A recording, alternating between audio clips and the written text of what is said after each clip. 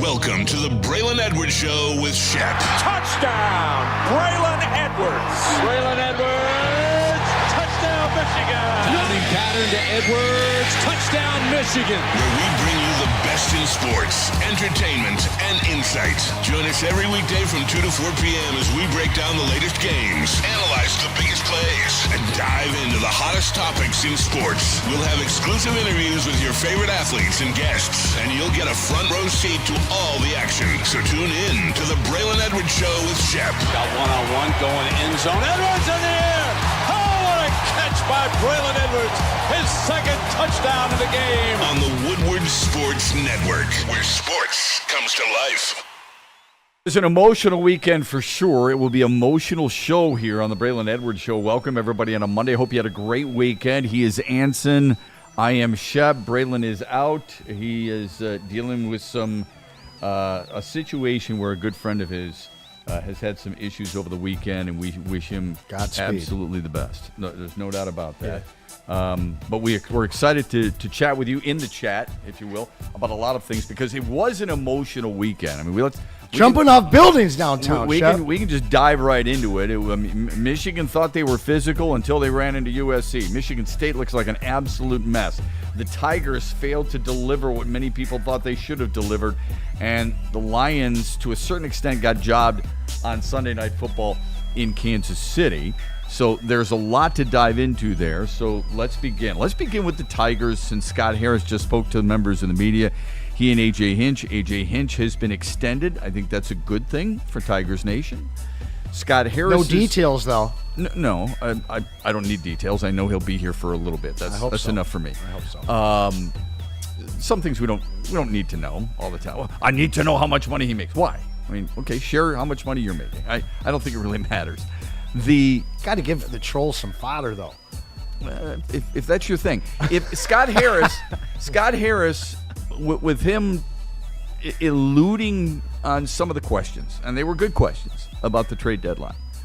You heard the press conference. What was your takeaway? I mean, it was a lot of explaining away. You can be mad at these guys because of the things that they did, and a lot of people feel that it made the team worse. I felt like he had all of the answers for his moves and for the criticisms that Detroit fans have over those moves. I did feel like he caught himself a few times where the same explanation that he had for these guys in August and September, he realized he wasn't going to get away with that with the way that the season ended. Mm-hmm. And I think that he tried to spin some of those things, but I felt like he caught himself a few times. You said right before this thing started that people were emotional about his presser today. I got to say it's 50-50. It's either emotional or there's a lot of us, and I'm one of them. I'm so over it right now. I don't want to read anything Tigers. I don't want to think Tigers. Not for a couple of months. Let's talk about it when the winter meetings come around. The only thing that I care about, it's too fresh. You can't just put it off because I know. The playoffs are still going on, number one. But more importantly, when you finally hear from the people who most fans feel blew the opportunity to win the division and blew the opportunity to go deeper, that is front court and center. Whether we like it or not, sure, it does not matter. This is what is emotional about what fans are feeling right now. And that, I mean, Kool-Aid's got his Detroit Tigers hat on, for crying out loud. Okay? He's always rocking the old English D. So the Tigers are, even though the season is over, and you may not want to talk about it for a couple of months, it's still worth talking about because you were hoping for an explanation, and I don't think many people got it.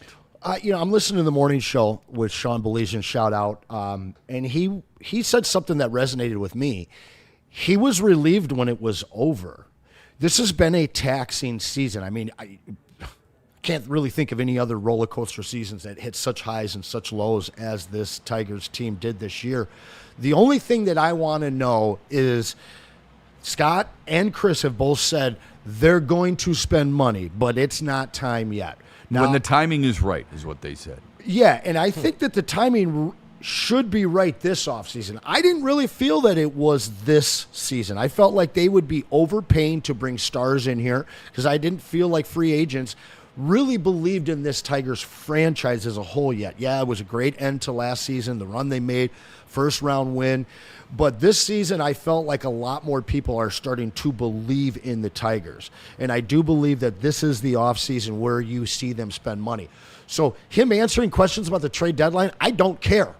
I don't want to hear anything for a couple of months until he starts talking about whether they're opening up the coffers and they're bringing us the help that this team deserves, both pitching as well as hitting.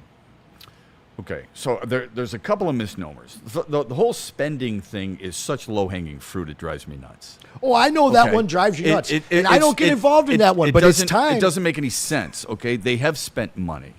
They've spent it unwisely. I'm one of the few people that agrees with you on that. Okay, then stop parroting what the common fan says. They've got to spend money. And a lot of people applaud when he spent the money. But they've made the promise to spend money. And I know that they have the wherewithal, they have the financial capability to spend the money.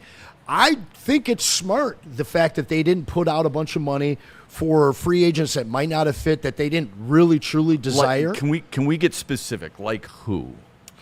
I mean, realistically, Bregman was the only guy that they truly wanted to spend big money on. There were other targets out there, and they didn't spend the money on that. And I thought it was smart. There's always a lot of targets, Anson. We don't know who those targets were because they didn't say it. Well, But they committed to one guy, and that was Bregman. It didn't work out. Right. I think but people wanted Pete Alonso, and he signed a 2-year deal with an option out. So that was a guy you could have spent money on. I'm looking for specific guys who you thought they should have targeted. And I also disagree that players look at it and say they're not ready to win. No, I don't think it's that. It's not whether they're ready to win. It's whether it's a good franchise or not. And the Tigers have been a bad franchise for 15 years. So I think that you have to reinstill that confidence in the national perception of the Tigers, whether it's people calling the game in Seattle or whether it's a prospective free agent to come here. I look at what the fans have clamored for with the Lions. Go out and sign this guy. Go and trade for that guy. And they don't. Yeah. One of those guys just retired, by the way. But they're very collected in how they approach their guys that they've developed and extending them, not going out and signing guys that they're unfamiliar with for 3, 4, 5 years.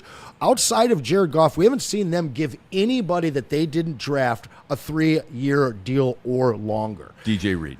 And that's the first one this last season. That's the very first one. So when I look at the Tigers, okay, yeah, Pete Alonso, maybe they didn't feel like he was fitting the culture that they're trying to and have established here. Or maybe they didn't do what you originally said, want to spend money because they told Colt Keith you were going to play first base. Well, and that's the thing is, and again, 2 years ago, I felt like I had these guys that were so frustrated the Tigers or the Lions didn't go out and fill their holes. Well, they had so many holes in 21 and 22 that you didn't know what holes you had filled already and what you still needed to fill.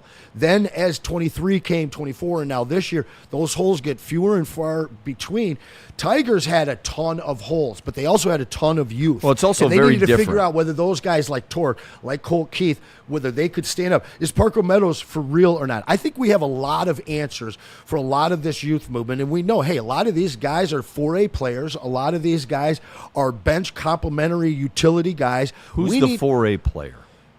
I mean, Zach McKinstry, I don't want to call a 4A player, but he's a utility guy. He shouldn't be. He's not a starter on a World Series team. Right. Sweeney, another guy that should be buried as a utility role. Maybe probably should be down in Toledo. But you didn't say those guys. One guy's 30. That's Zach McKinstry. Mm-hmm. He's always been a platoon guy. He was a platoon guy here too. Okay, so he's really not. Not the last 2 months. Well, not in the last 2 months because of injuries. Mm-hmm. Yep. I mean, Colt Keith's back. I mean, that doesn't help, right? Matt Vierling being out as long as he has, that didn't help. Certain guys like Jace Young not coming up and performing, that didn't help. That's a tough example with Zach McKinstry. He doesn't make a lot of money anyway, so I'm not sure about that. Trey Sweeney, when he came from Parker LA, Meadows is a perfect example. Parker Meadows is probably a pretty good example. They really hoped could be the man in center field that could get his back going because obviously speed and defense, the guy's top notch. Yeah. But you know now what you have in Parker Meadows. I don't think you do. Let you down at the plate. I think that's the problem. But don't you think he's going to let you down at the plate? This is a guy you keep on your bench. You put him in for defensive purposes. You pinch run him at times, and on occasion, if the matchup suits you, you put him in there. But a year ago, and then starting this season, everybody thought that Parker Meadows was a big piece. We know now we need help at center. And I think that there's a few other guys in this offense, as well as pitching, that they know now, hey, this isn't the guy that we can hang our hat on. We need to find somebody, and we know now where our finances are because you get some of this money back for Alex Cobb. What's the Javi situation? Is he done now off the books? No, he's one got more another year. year. Okay. Yep. All right. Yeah, the Parker Meadows I think is a really good example. I think I don't know what you have, and I don't think anybody does. Quite honestly, I mean I know what your impression is. Is Cole Keith a starter for you next year? But Parker Meadows has been injured for 2 years in a row, for the most part, and he hasn't played more than 82 games. Yeah. All right, he played 58 games this year. He played 82 last year. Last year. People really liked him because he drove in some runs, hit a few home runs, 9. He's never been a home run hitter, stole some bags, played really good center field. I don't think we know what we have in Parker Meadows. We think we do, and there's a lot of people who will say, oh, he's a 4A player, which is a common phrase. I don't know that. But don't you think that we need to upgrade Parker Meadows? And even Colt Keith, as young as he is, I'd rather have somebody starting over him and let him earn his way into the lineup, whether it's through injury or production. But when you look at this team, in order to take the step to be in a World Series, guys like Colt Keith, you either have to make the decision, hey, this isn't the guy that takes us there. We love him and we want to keep him, and he's not going to be starting, but he's with us, and we go out and replace him. I think that there's 2 or 3 guys that stand out that a year ago we thought these were foundational pieces, and I think after this season and last season, we have a much clearer understanding. I don't know how you come to that conclusion on Colt Keith. We need something better than Colt Keith. I don't know how you come to that conclusion. He's got 530 at-bats at the major league level, and you've already decided in two short seasons. I'm not trading him. No, I didn't say that. I never said that. Yeah. But you've got literally 2 guys who you think are now situational guys, pinch run. You don't keep a guy on a 26-man roster just to pinch run. You did what you said when you used to expand the rosters in September for playoffs, but you don't do that in a regular season. You need guys who can play, I would say out of the week, if you're playing 7 games, those guys better be able to play 3 or 4 games for you, okay? Cole Keith, how people come to a conclusion for a guy who has 930 at-bats is beyond me. I'm not saying I'm pleased with him. I think the guy can hit. I think we always hear he's proven at every level. He hit 260 as a rookie. He had about 260 this year. Yeah. Okay? And he had some injuries with his back at the end. I'm not a huge believer that he's an everyday second baseman. I think they screwed him up by trying to move him to first base, but I don't think we know what Colt Keith is yet. And I think that's part of the Tigers fans' angst right now is we are guessing at every single guy. Riley Green, 2-year All-Star, strikes out too much, hits a lot of homers and RBIs, but strikes out too much. We see the flaws, and I understand why, because we all do. We see the flaws in every single player on our team, and you'd like to wipe it clean and keep Tarek Skubal and everybody else. Yeah. I mean, I'm looking at, you're a baseball savant user, I assume. You look at his graphs from last year to this year, and he's definitely improved. And this is a guy offensively. Yeah. He's not good defensively. No. And this is a guy to me that, I don't mind if he's starting for us, but he better be towards the bottom of that lineup. He better be hitting 7, 8, 9. And as it's been, we've seen him hitting anywhere from 1 to 5 on this team.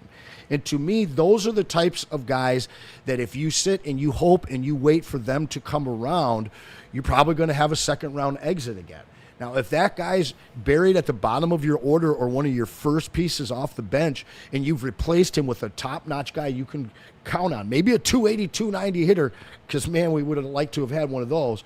For me, that's how they have to get better. They have to do that in pitching, and they have to do that in batting. Torque's not going anywhere. But if Torque is hitting 4th for us, I don't see us winning a World Series.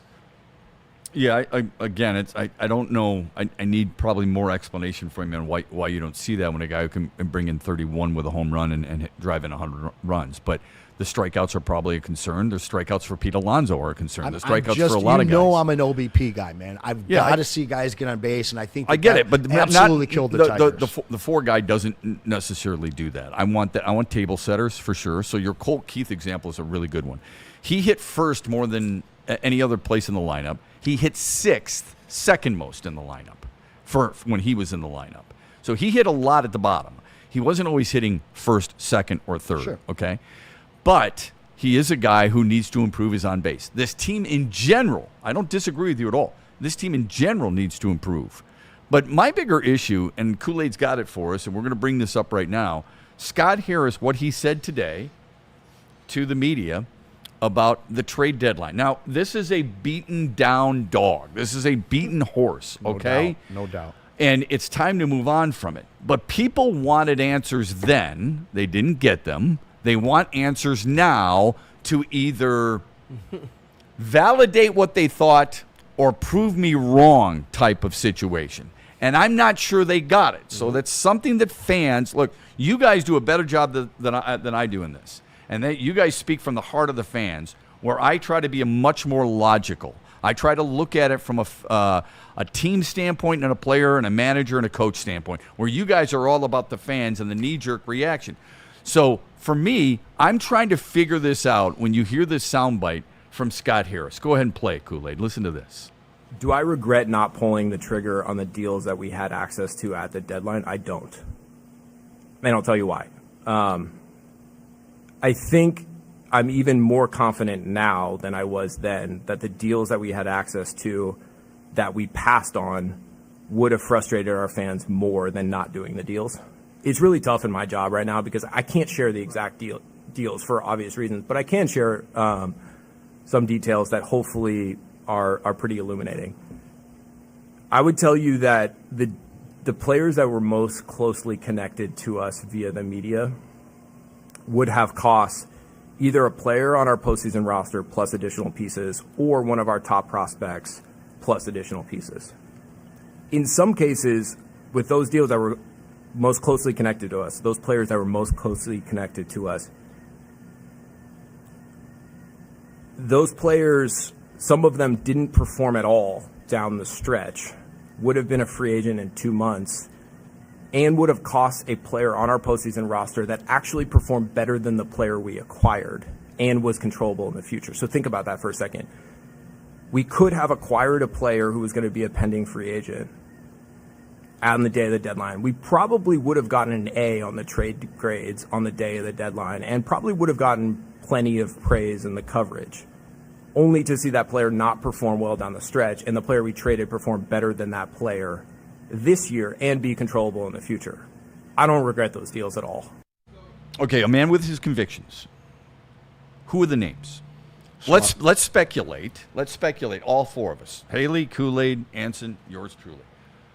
Let's speculate. Who do you think are the names closely associated with the Tigers at the trade deadline that would have given them an A and did not perform as well as the player they acquired? His words. They acquired.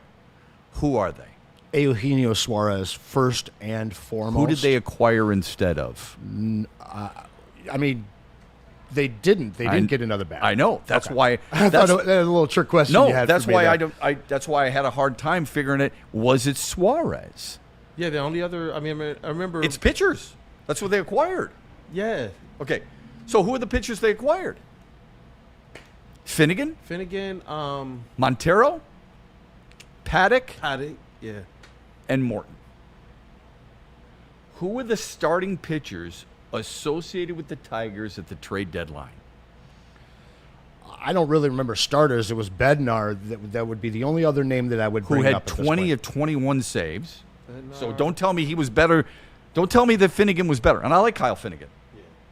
Bednar was solid in September, October, 3.75. He was really good. Sorry, that's no. I'm looking at the wrong stats. No, look at his whip. Look at his whip. It's .085. Yeah, September .882, August .975, 2.70 ERA. It's not even August, 1.59 ERA in September, October. Okay, so that's the one that did outperform him. Absolutely Suarez did not. Suarez had 18 bombs in August and 13 homers in September and October. You don't like average. I don't either. Okay, so the bombs he did, but we did talk about the other stuff, the OBP. And, yeah. Who's playing third base? I'm not a huge Eugenio Suarez fan. Let me just get that out there, okay? I don't think he's very good defensively. Made 2 really good plays in the ALDS against Detroit. He really did. Give him credit. And he's a guy up there who is – he's not quite Pete Incaviglia. He's not Rob Deere. Yankee. Okay? But he is an all-or-nothing feel type of guy. Is that fair to say? Mm-hmm. Okay. So he's a homer and he's an RBI guy. He's not an on-base guy like you want on-base guys. Rarely do you find on-base guys with power, by the way, okay? Aaron Judge the exception. So who's playing third base down the stretch for the Tigers? Z-Mac. Zach McKinstry. Again, we don't like it, but we've got Zach McKinstry had 3 homers and 12 RBIs in August, September, and October.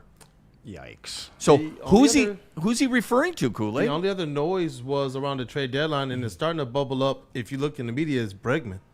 That was the only other name that I could even remember. Yeah, that's a good point. Okay. I forgot about that. And I know that they were flirting with him last offseason. Not flirting. They were in the same room together. They just didn't. Well, they offered the same him. room today. Yeah. I mean, it just didn't last till the morning. Actually, they got down on their knee and asked me to marry you. I mean, but they just said no. They refused the ring. It wasn't big enough. Third time now his name is coming up, and I do believe at the trade deadline there was some noise that came up about him. He's the one that just keeps ringing out in my mind. That's a good one. Yeah.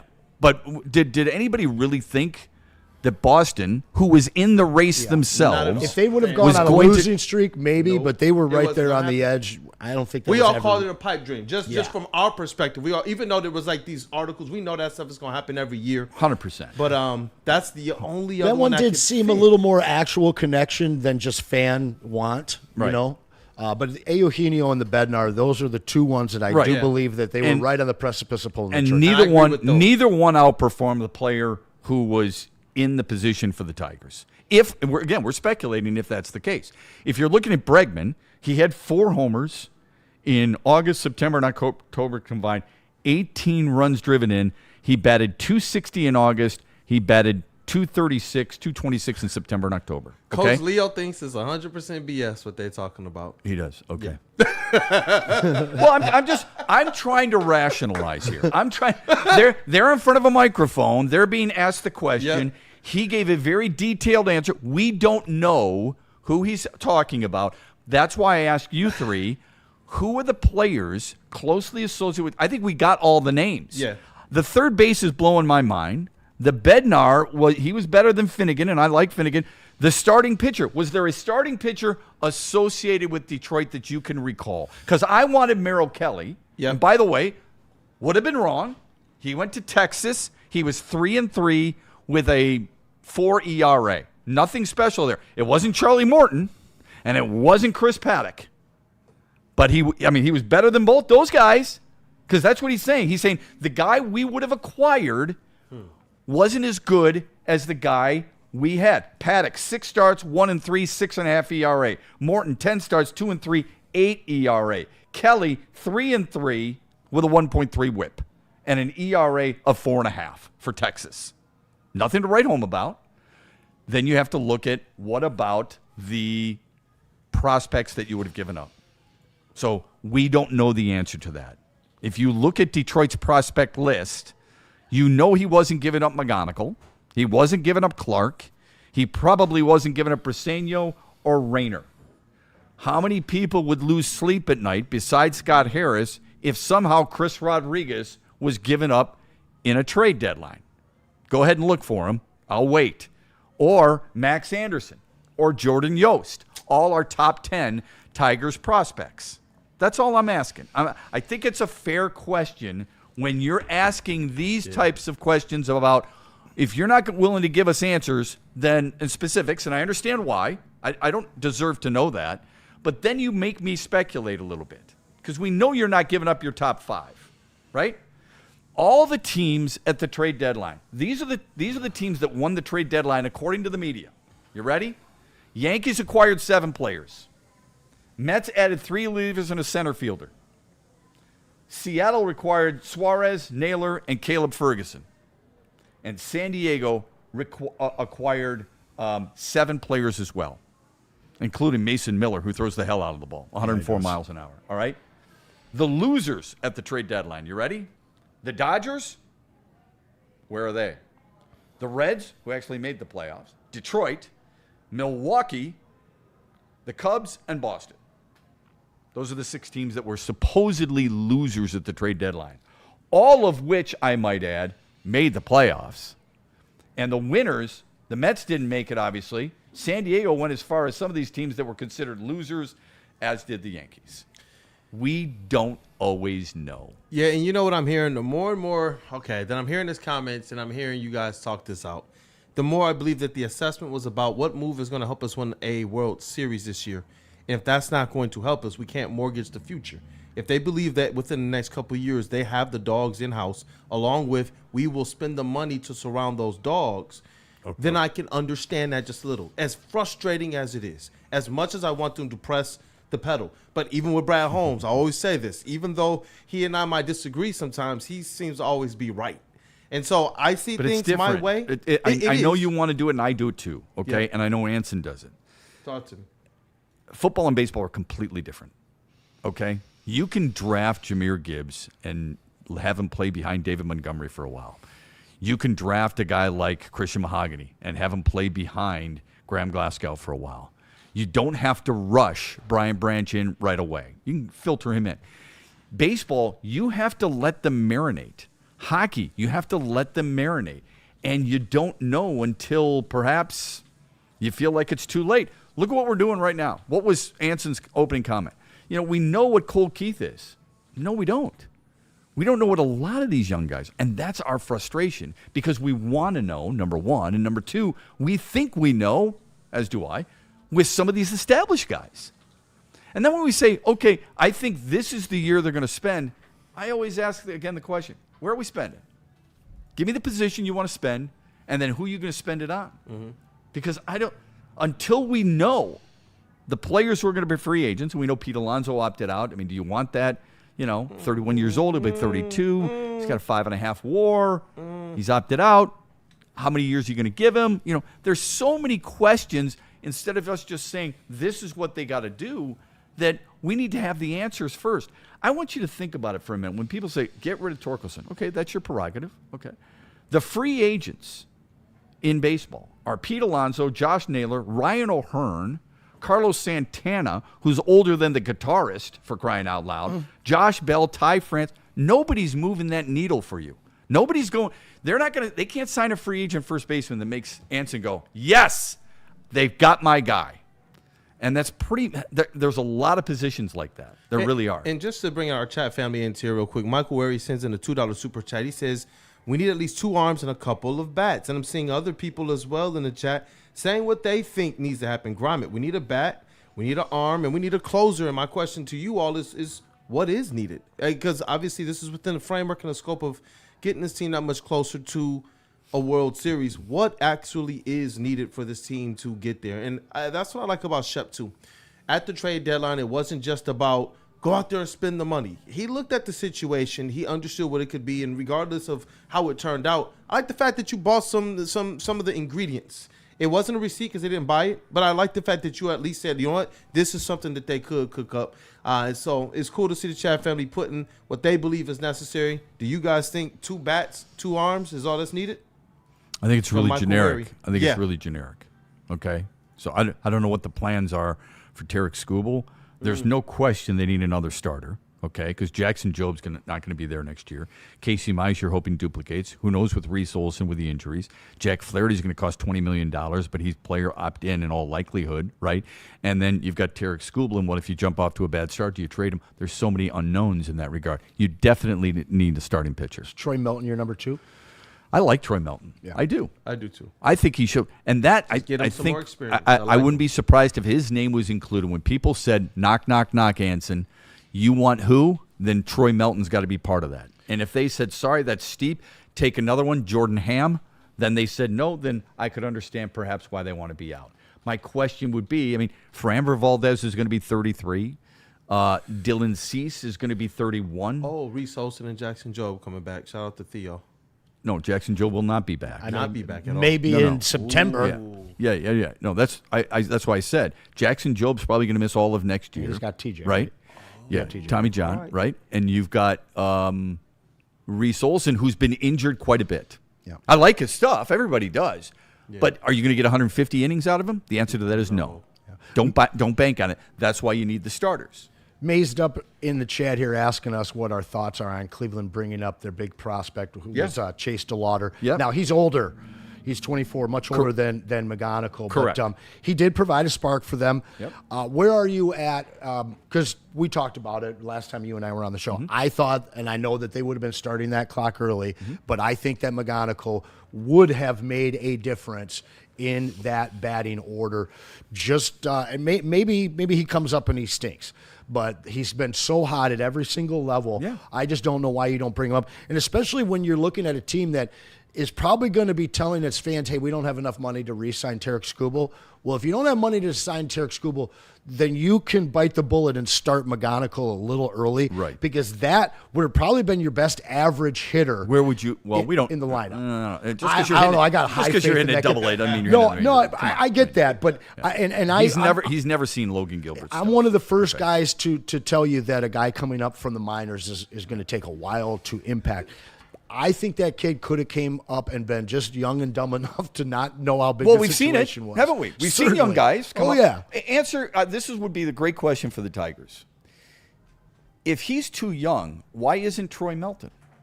Oh, yeah, for sure.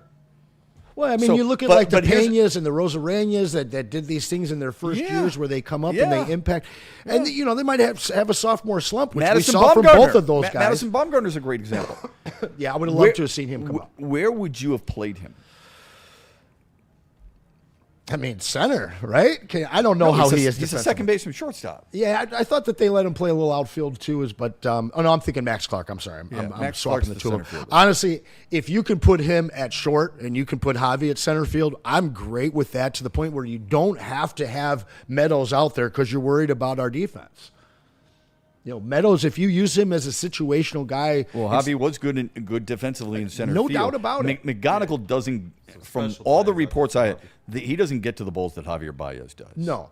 Okay. But nobody at short did. You know what I'm saying? Except for Javi. Yeah, in your system. Yeah, I would agree with that. So I agree with you. I think you bring up the best players. I don't think you wait. I think there's been... Especially when you're so void of bats. Well, we see it in sports all the time now. I mean, they didn't trade for 7 bats. They traded for 7 arms. They didn't need to bring up a young arm from the minors. Well, they don't have one. They needed to bring up a... well, they don't have one. I mean, there's the difference. But yes, they traded for arms, but they needed arms.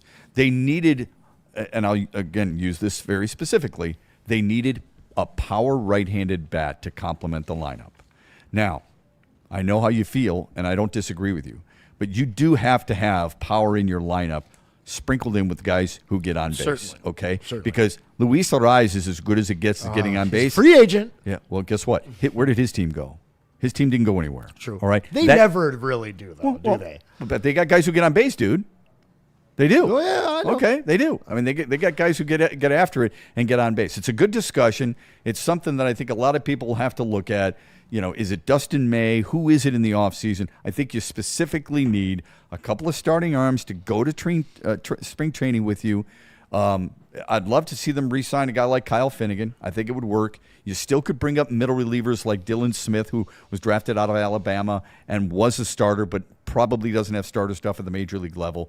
He did in college, but he doesn't at the major league level. And then I would be shocked if McGonigal and Clark don't start in Double-A, but rise quickly and come and help this team at some point. Shout out Randall Smalls, who just literally typed that to Max Clark and McGonigal. They will get a shot to make this team in spring training. And you know what? There's a lot of people who believe that everything hinges, though, on Tarek Skubal. Gromit and Blimpie, I see you guys in the chat. They're saying, look, no Skubal, then there's no playoffs, and back to under 500. And Blimpie was like, exactly, in all caps, to Gromit. So a lot of people think that it hinges on if you got your ace dog, and I get it because the last few years it was if Skubal was on the mound, we knew the Tigers were going to win. That narrative took a little bit of a hit, and not because of what Skubal isn't, but because I believe this team needs to do a whole lot more as it relates to its starting pitching. If you're him, yeah, and you're going into this offseason, how closely are you monitoring what your team is doing? Because look, you can talk about he wants $40 million a year or whatever Scott Boras is going to ask for and get, and he is. Yeah. And that's fine. That's what I he would does. be asking for it too, okay? Shoot for the moon. You deserve it. Go get as much as you flipping can, right? But there's got to be a point where you're like, am I going to win? Am I going to win on a regular basis? Because I gave you just about everything I had. I think he had more, and we can get into that when we come back, okay?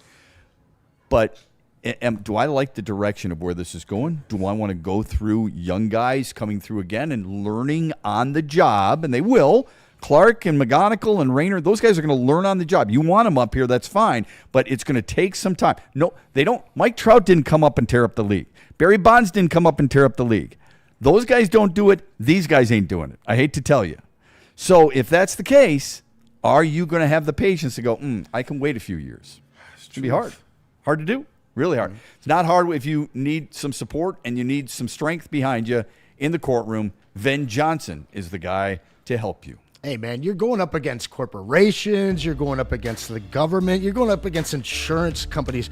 They're going to do whatever it takes to minimize their liability and withhold your compensation. So you need a fighter in your corner. Make Ben Johnson your first You know call. what? I think I will.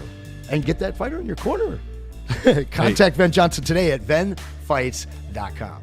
We're seeing a lot of stuff happen. Kool-Aid's got some big breaking news from the NFL when we come back. So stay right there. But listen, breaking news for Art and Jake's and the watch party. This guy right here to my right had a great time on the post-game party not too long ago at Art and Jake's after the Lions played the Bengals. Now, Woodward Sports College Football Show is going to be live at Art and Jake's in Lansing. That's right. Remember, they got 6 locations throughout the state. In Lansing, October 25th, it is the epic Michigan State battle, right? Hang out with us. Enjoy wall-to-wall coverage, over 80 TVs, 22 different beers on tap for you, a menu stacked with your favorite stuff. No better place to watch Michigan State in Lansing at Art and Jake's and the watch party that includes Woodward Sports. Download their app, Art and Jake's app, and join AJ's fan club to make every day a winning day. Planet Fitness now has even more best-in-class strength equipment. Join today for $1 down and save. We're stepping it up. We're not slowing down. Finding new face, new focus. Love that new equipment smell. So, you in? Join the club today. Save when you join for just $1 down, $15 a month. Planet Fitness. We're all strong on this planet.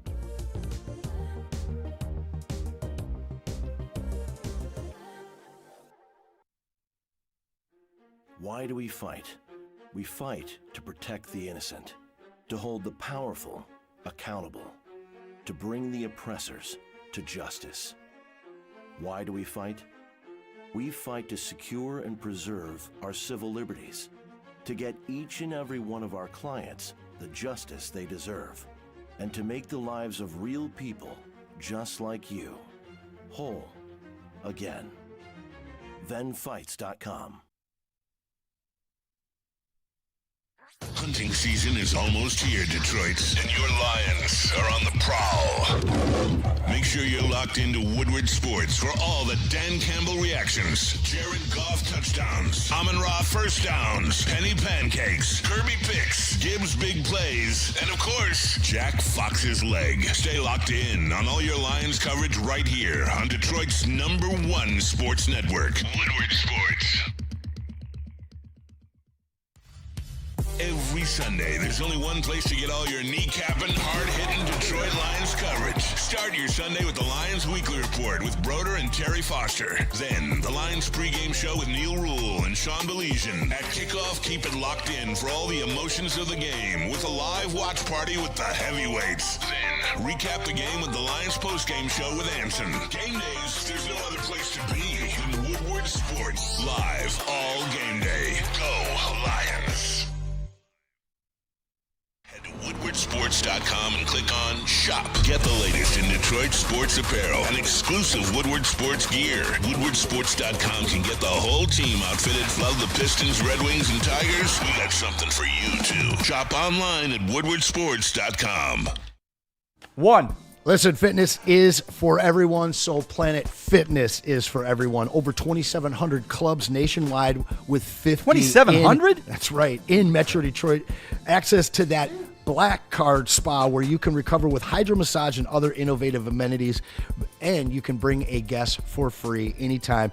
That's just $24.99 a month. We are all strong on this planet. Planet Fitness, exciting new partnership that they have with the Lions. You want to win 2 tickets to every Lions regular season home game? Yes. Visit any of their 50-plus locations in Metro Detroit to enter. Check them out at planetfitness.com. Buddies of mine and I played 90 holes of golf in 2.5 days. Woo! Okay. 90. Played Shep 30 In is the Florida, ultimate though. man. In Florida, though. You see, he's tan. Yeah, we played 36 on Friday, 36 on Saturday. I played 18 Sunday, then I had to come home. They played 36, and they played 36 more today. So that's a lot of golf. And while They're still down there playing? They're still down there playing. Nice. They leave probably in about 4 hours or so. While we were out there playing, it gets warm, and I got to tell you, I took some Sun Cruiser vodka iced teas with me, and I felt great. I really did. I don't know if it helped my scoring, because my scoring was pretty good for me, but I felt really good. I felt still loose enough, right? It's only 100 calories. It's the no bubbles. It's a clean, crisp sip. It tastes like vodka iced tea mix. Mm-hmm. It's a good-looking can. We bought a ton of them at the Publix down there, put them in the fridge, then we put them in our bags, and hit the golf courses for 3 days, and it was fantastic, and Sun Cruiser helped me. It was really good stuff. It's really refreshing. It doesn't fill you up, and it's 4.5% alcohol. Drink responsibly and hit them straight. We bet. Breaking news from the National Football League. I would have lost this bet. Before the National Football League began its 2025 campaign, who did you think would be the first NFL coach fired? Kool-Aid, who would you thought? I would have thought Liam Cohen for whatever reason. They just hired him in Jacksonville. I thought that this guy was going to be out of there. Haley, who did you think? Man, what a good question. I don't know about first one, but still Sharon Moore is... Well, I'm talking about pro. I'm sorry, the NFL. Oh, I'm sorry. The NFL. Fire Sharon. Shout out to our college football host, the college football show host. Shout out. Professional? Yeah. You think about it, Anson. Dang, that's a hard question. I'd love to say Ben Johnson. Honestly, probably Brian Dable. Mine was Mike McDaniel.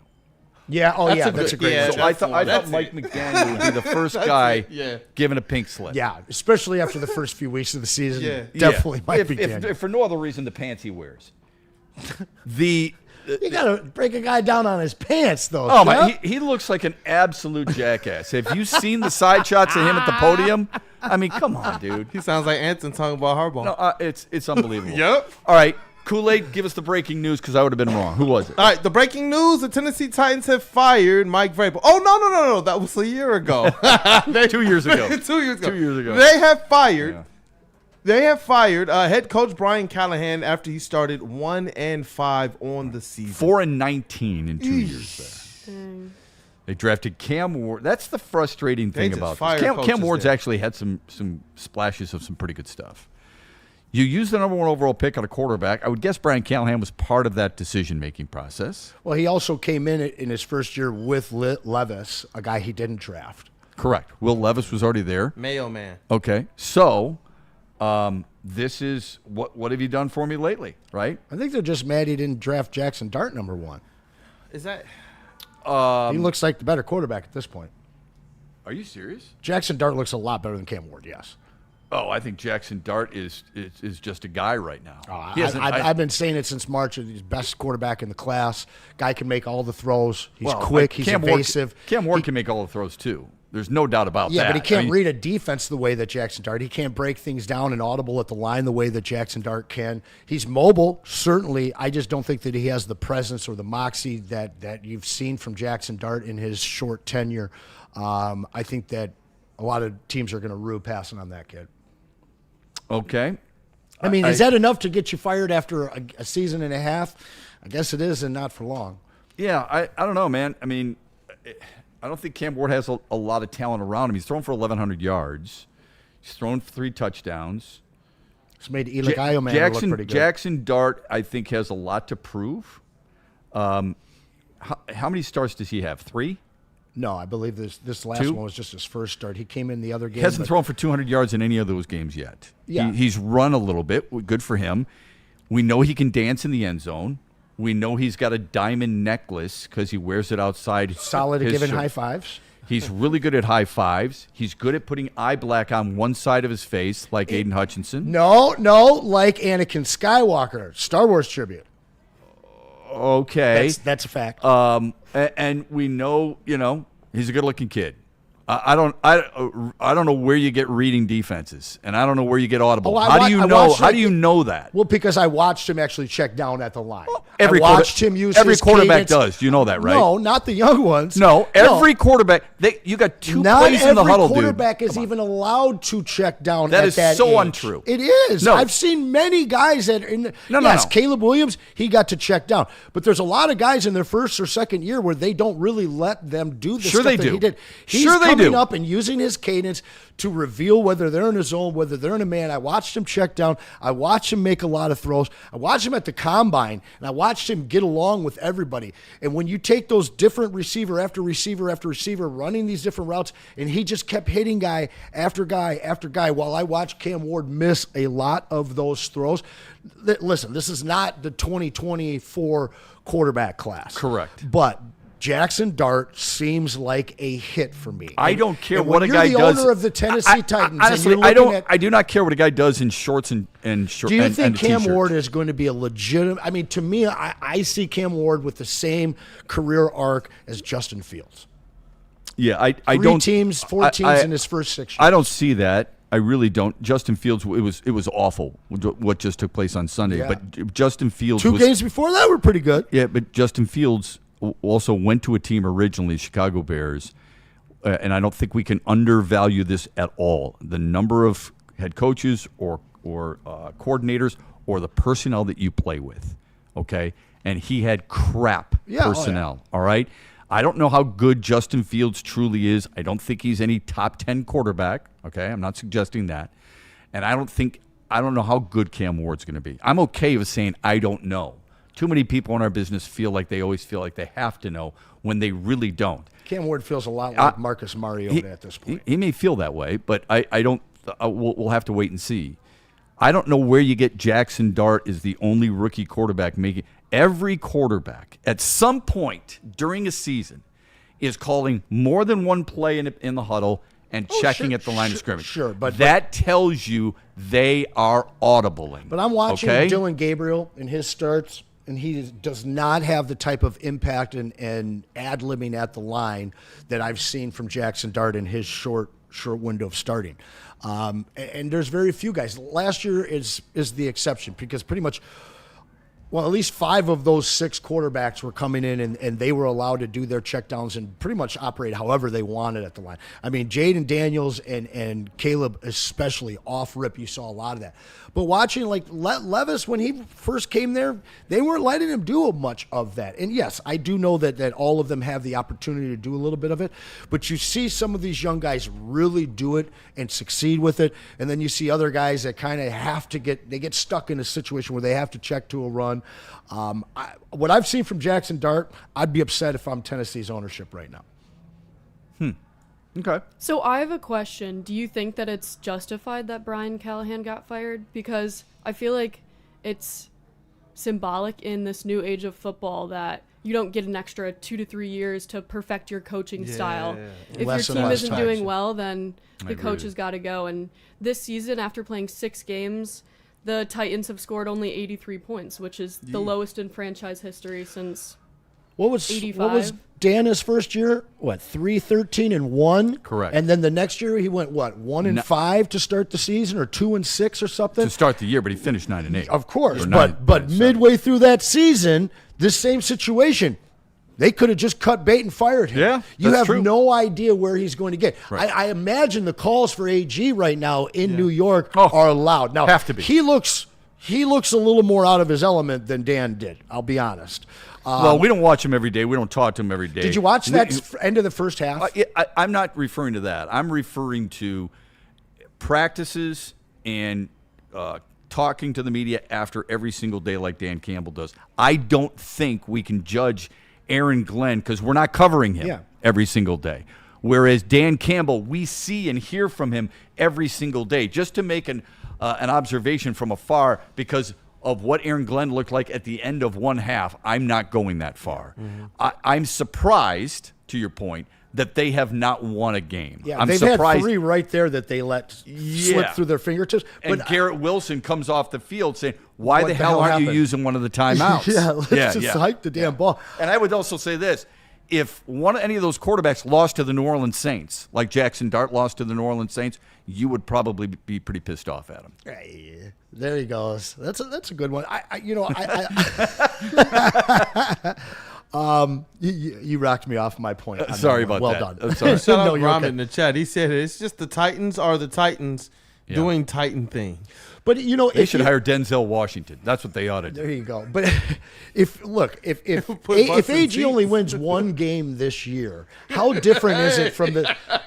But if AG only wins one game with the Jets this year, how different is it from Dan Campbell going 3-13-1? Both these guys inherited JV rosters, talentless, void of depth rosters. And you watch him turn it around. Except for a few guys. I mean, Sauce but listen, I mean, you fired Dan Campbell halfway through his second year, and there is no fairy tale in Detroit right now. And the Titans will never know. I don't think Callahan is in the same company. It has to be, not that we're going to do Tennessee television here or streaming, but it has to be something more than just wins and losses.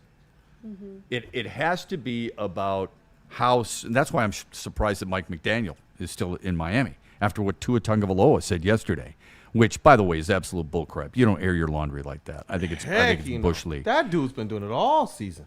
What is wrong with him? I thought he was supposed to be a really good leader at Alabama, and he's out there. He's like, that starts from the top. My God, man. If you got guys missing meetings, you know what you ought to do?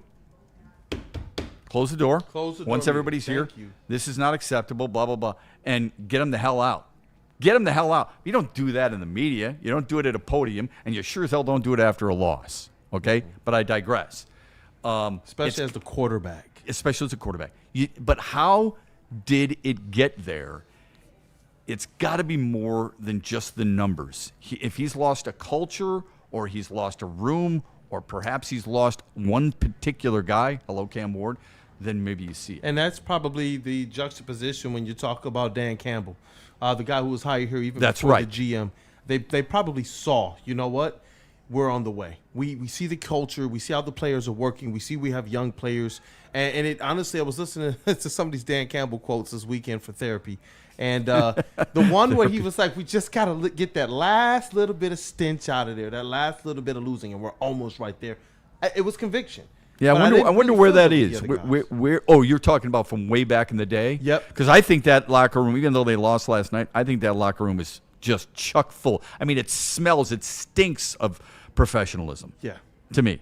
Well, I mean, look at the way that Brian Branch ends the game. Yeah, today. But then the way he answered to his actions. Right. And, I mean, was so proactive in going out there, calling himself childish. Yes. And explaining why it was done, but just forthright in his apology. Good You example. just don't see that from many young athletes these days. Yeah. That's that culture. And you can't help. JMO did the same thing, too. Who did? JMO does the same stuff. He takes accountability as a young player. Can't help but wonder if during that 10-minute shutdown period, before Dan Campbell walked to the podium, that he said something to Brian Branch. Wouldn't surprise any of us, right?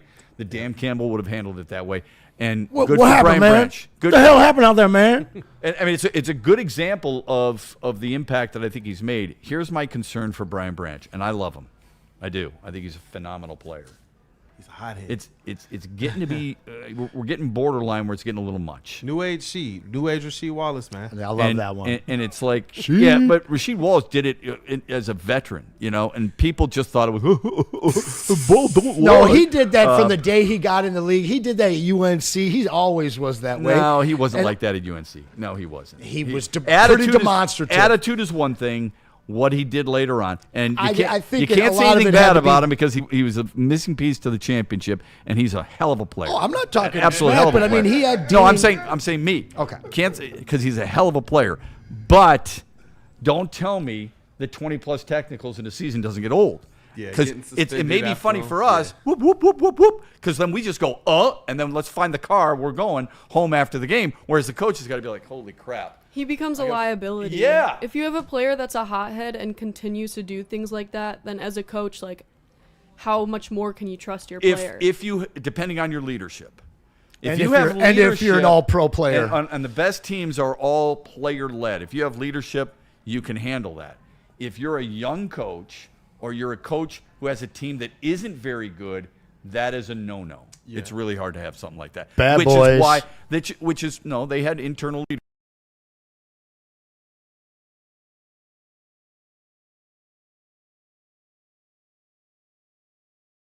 This year, that's all fine, man. Bring that swagger. Make people worry That's about not you. swagger. That's stupidity. Dude. Listen. There's a huge it difference. may be stupidity. What he did was stupid. And I get it, and but I'm selfish. okay with it. Well, you know what? What Lambeer and what Mahorn and what Worm did, it was stupid sometimes too. But you brought that edge, and I'll tell you what, when you line up against these Lions, I'm okay with it. Especially with the way that he responded afterwards. Now, if he's suspended for this big matchup on Monday night, then you really have a point. Oh, well, and then are you okay with it still? Yes, I'll say yes. I was. I love the 100 grand. The reason you're okay with it is because it doesn't affect you. No, I'm not okay with it, Shep. I'm not okay with it. It's a selfish play. No, it's a Detroit play on my end. It's Listen, not. for me, as a Detroiter, as watching all of our Detroit teams be badass bullies, I'm okay with it. Yeah, look, and for me too, like I get it from that standpoint, but we also have to understand that even with Sheed, we said, bro, you can't get tossed out of games. Not in the Can't playoffs. get suspended. Not in the playoffs. Those are Regular things. season. He missed a game in the playoffs because of it. And that's why we That's what gave I'm him saying. hell So- for Okay, it. so Yeah. there's a It's a time fine line. you want to be badass like Philly used to be with the Broad Street Bullies. That's fine. Back in the day, that's one thing. Now it's a little different. I think it's irresponsible. I think it's selfish. I think it's stupid. And he should apologize. And this coming from a guy who loves Brian Branch. But okay? I think that But you're okay with it just because of what it means for the city of Detroit. I want to know what it means for the Lions. I'll continue. And I am for what it means more for, okay with it. For what it than means not. for the city of Detroit, and even more importantly, to answer your question, what it means for the Lions is this is a squad that went on the road to a team they beat in Arrowhead the last time they saw them, a team that's been to 4 of the last 5 Super Bowls, if I'm correct, who's won 3 of them, and they got outfoxed last night. The Lions are a better team, in my opinion, but they got outfoxed. They got outsmarted. You look what Andy Reid did. He didn't throw the ball past 20 yards. They dinked and dunked and took advantage of our injured secondary. Right. And nobody could tackle on the edges, and that's all that they did. And they outsmarted us. Yeah. And at the end of the game, they ran their mouths. They got us frustrated. We get a ticky-tack idiot play by Brian Branch, which he apologized for. Mike gets suspended for. Mike cost us him next week on Monday. However, this is that stepping stone that a championship team needs to go through. This is like going to Boston. me? Let me finish, Are you Shep. kidding me? This is like going to Boston when you know you have a better team than the Celtics, but they get in your head and they get you to throw the ball inbounds underneath to DJ, stolen by DJ underneath to Bird. These are the things like 88 going to play and getting the. I'm telling you, man. No, this. it isn't. All right, you can have your opinion. You know what? I'm gonna tell you I my will opinion. say this. This is a moment that they go and they get beat by the best team this decade in the NFL. That's it, but they're not They the get best team outsmarted, now. They're not the best team Why? now. Because they're 3-3. No. They won the Super Bowl last year, Shep. They got 3 of the last 5. They don't have the same Super Bowls. personnel. I'm going to tell you What right now. difference does it I'm make? going to tell you right Okay, now. so Philadelphia's That the best is going team. Philadelphia's the best team, playing everybody. a Lakers team Have a that good you're better day. than. Forget but they the beat NFL you. season. Going to Philadelphia Boston won the Garden, Super Bowl, playing so a they team gotta that's be the better team. That you're better than, but they beat you. We were better than Kansas City. Might be the and dumbest they beat us. logic I've heard. Hey, you can call me dumb, but it's my opinion. And you know what? Every Lion right now is in their locker room. Here's what they're doing. They're going, you know what? Damn it. Yeah, Brian they're going to Branch, learn from what he happened. Punched him. He this punched is, him, man. This is a We're grow-up moment. This is it. Are you want to win in the Central Division? You want to win the North Division? Or do you want to be in a fucking Super Bowl? That's what it comes down to this one. Shout out Fox 2. My apologies.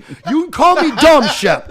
But I've watched moments like this turn teams that are aspiring to be champions into champions. Period. Yeah, they came into champions. Oh, that was a big move, man. Big move in the championship. Riley Green's a superstar, right, Shep? Riley Green's a superstar. Never said that. Oh, okay. I didn't. Look, I said he's a two-time All-Star. I never called him a superstar. Man. I think I reserve superstar status for very few players. So you've been caught. That is dead wrong. And anybody who listens to this, watches this, you know damn well. I'll pull the receipts. I can't wait to see it. I cannot wait to see it. I will say this.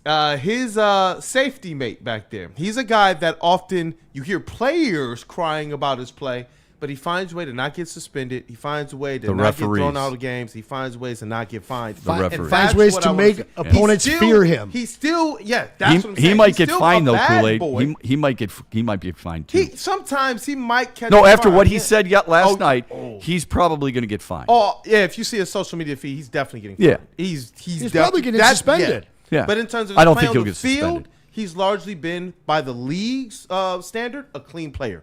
And that's where we got to see Brian Branch get to. Dan Campbell called it controlled fury, that controlled octane. Like, that's where Branch has to get this thing. Yeah. To be able to stay on the field, because you know what? You called out the Chiefs' game plan. So you know who would have been frustrated? Brian Branch. That's a game plan to just straight up discombobulate him and Jack Campbell. If you have no secondary back there, you can say we can test them, but then we have to deal with their first two layers of defense. Yeah, Jack Campbell handled himself no problem. Brian Branch has now, what is happening now is you build a reputation. Yeah. And whether we like it or go not, at him now. Whether we like it or not, and we don't like it, but the NFL referees, they have long memories. If you don't think Terrion Arnold had some type of reputation for being a little sticky, you would be incorrect. And that's probably why they target him a little bit. If you don't think Brian Branch has built himself a reputation, pulling a Packers helmet off and throwing it, giving the double bird to Lambeau Field, and now this, that's where you have to be careful. You got to be really careful when that stuff. Dominican Sue didn't have a reputation. Come on. That's surprising, too, because I could have sworn they won a championship. All right, when we come back, we'll get to the Lions game from last night and some of the egregious errors that were made and why you can legitimately think that the Lions, yes, to Anson's point, are still the best team in the National Football League, which we both say is the case. That's coming up on the Braylon Edwards Show after this from Smoothie King, which would taste really good right about now. Listen, the Lions, they're going to recover. And recovery is where winners are made. Smoothie King has the clean ingredients, real fruit, and protein to help you refuel and come back stronger. Join us. Download the Healthy Rewards app and build your perfect post-workout routine with Smoothie King. Don't Strawberry miss it. banana. Every Friday, that's mine too. Every Friday, Braylon Edwards break down the Smoothie King High School Athlete of the Week. Special shout out to the LEAD Foundation for making this possible. LEAD helps provide student athletes with the tools to excel in reaching their academic and athletic goals, as well as impact their community. Nominate your favorite Michigan athlete from any sport using that QR code right above my head today, and head on over to Smoothie King. And after you get your smoothie, you can place your bet with Caesars Sportsbook. If I told you could place any bet up to $1,000, and if you lose, you get that back, would you think I'm crazy? Scan this QR code right above me, or enter the code Woodward1000. If your first bet doesn't hit, you'll get your deposit right back up to $1,000. That's right, up to $1,000 back, just for giving it a shot. The minimum is just $20, so download the Caesars Sportsbook app today, the official sportsbook of Woodward Sports. Use code Woodward1000 or scan the QR code right above me. Walk into any See Lady Jane's Haircuts for Men today. Open 7 days a week. Sit back, relax, and enjoy precision haircut, scalp massage, hot leather neck shave, and hot towel treatment from one of our talented stylists. Step up your game this season and take advantage of our $20 haircut special. Scan the QR code and get your coupon today. Lady Jane's Haircuts for Men, the ultimate haircut experience. Open 7 days a week. Walk-ins always welcome. Lady Jane's Haircuts for Men, it's wicked awesome. Ever wonder what goes on inside the game? Deep ball's got a man and got him. Touchdown, Braylon Edwards. Join Braylon Edwards and Shep. Edwards has it. 10, 5, touchdown. On the Braylon Edwards Show with Shep. The ball looks in zone. Got Edwards for the touchdown. Where they dive deep into the heart of sports. Weekdays from 2 to 4 p.m., they're bringing you expert analysis, exclusive interviews, and a fresh perspective on the sports you love. Don't miss it, only on the Woodward Sports Network.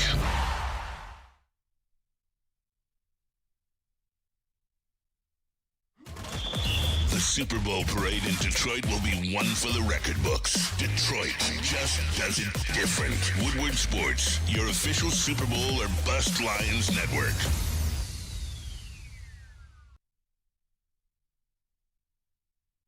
You know how some things are so good they should be world famous, but they're not?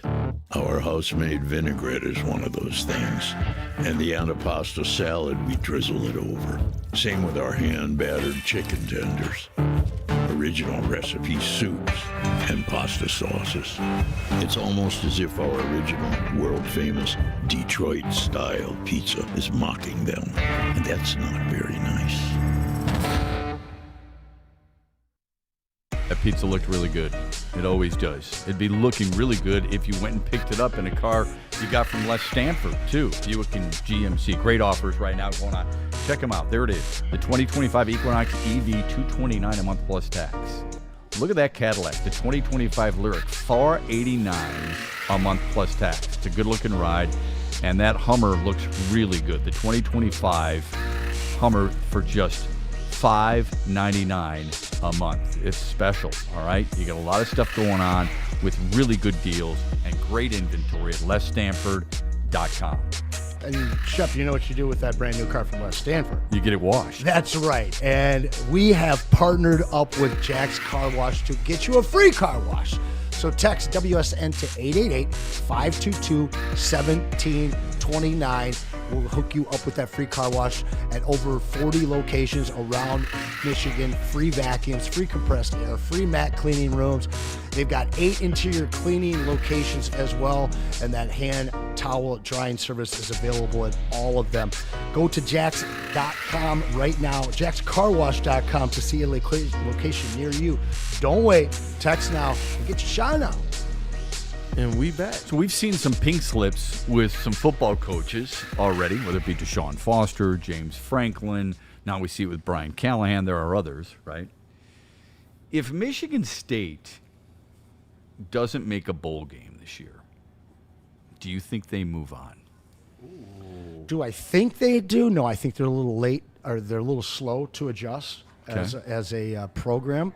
But I would move on now. The way way the guy walks the sidelines, he just doesn't feel like a head coach to me.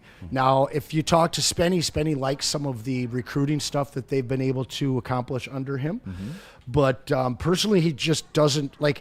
If you're going to try and get back to where you were earlier on in this century, when you were not only competing but you were beating Corn and Blue, you have to get a guy who's going to stand up on the sidelines the way that D'Antonio did, and have a presence. Obviously, with Tuck coming, he had that presence, very short-lived. But we haven't seen anybody like that since D'Antonio and Saban left. You need somebody that is absolutely going to command respect and galvanize the Spartans in order to get them back to a prominent position in the Big Ten. And this guy walking the sidelines right now, to me, just doesn't have it. I was going to ask, where did it go so wrong? Because when he was first announced, everybody thought that he Mhm. was the program builder, that he was a guy that could go out there and galvanize a team, coach up players, and go out there and make something out of some Well, he's of only the coached left-fielded 18 players. games at Michigan State. Let's and be mu- careful. He's only coached 18 games. And much like the point I just made about Okay. Callahan, you got to give him some time. Even more so in college, to the point where you have to let them realize they're guys that they went out and found. There's just something about him that just screams assistant coach to me. You think when you say walking the sidelines, you don't mean literally, right? I mean, because like Lou Holtz was a champion. Look at how we walked the sideline. Bill Parcells barely could walk the sidelines. I mean, just his overall presence. When I see him in press conferences, when I see him coaching, whether it's walking up and down or whether it's him grabbing his players, he just doesn't strike me as the guy that's going to turn that program around. Now, obviously, I'm not in the meeting rooms. I'm not, on the practice field during the summer or anything like that. But D'Antonio just stood out after Saban had stood out as these two guys that looked different than everybody else I've seen the sidelines. Even what is it, Perlis? Just George didn't feel Perlis. like a guy, to me. Huh. Now, He granted, got him to a Rose Bowl.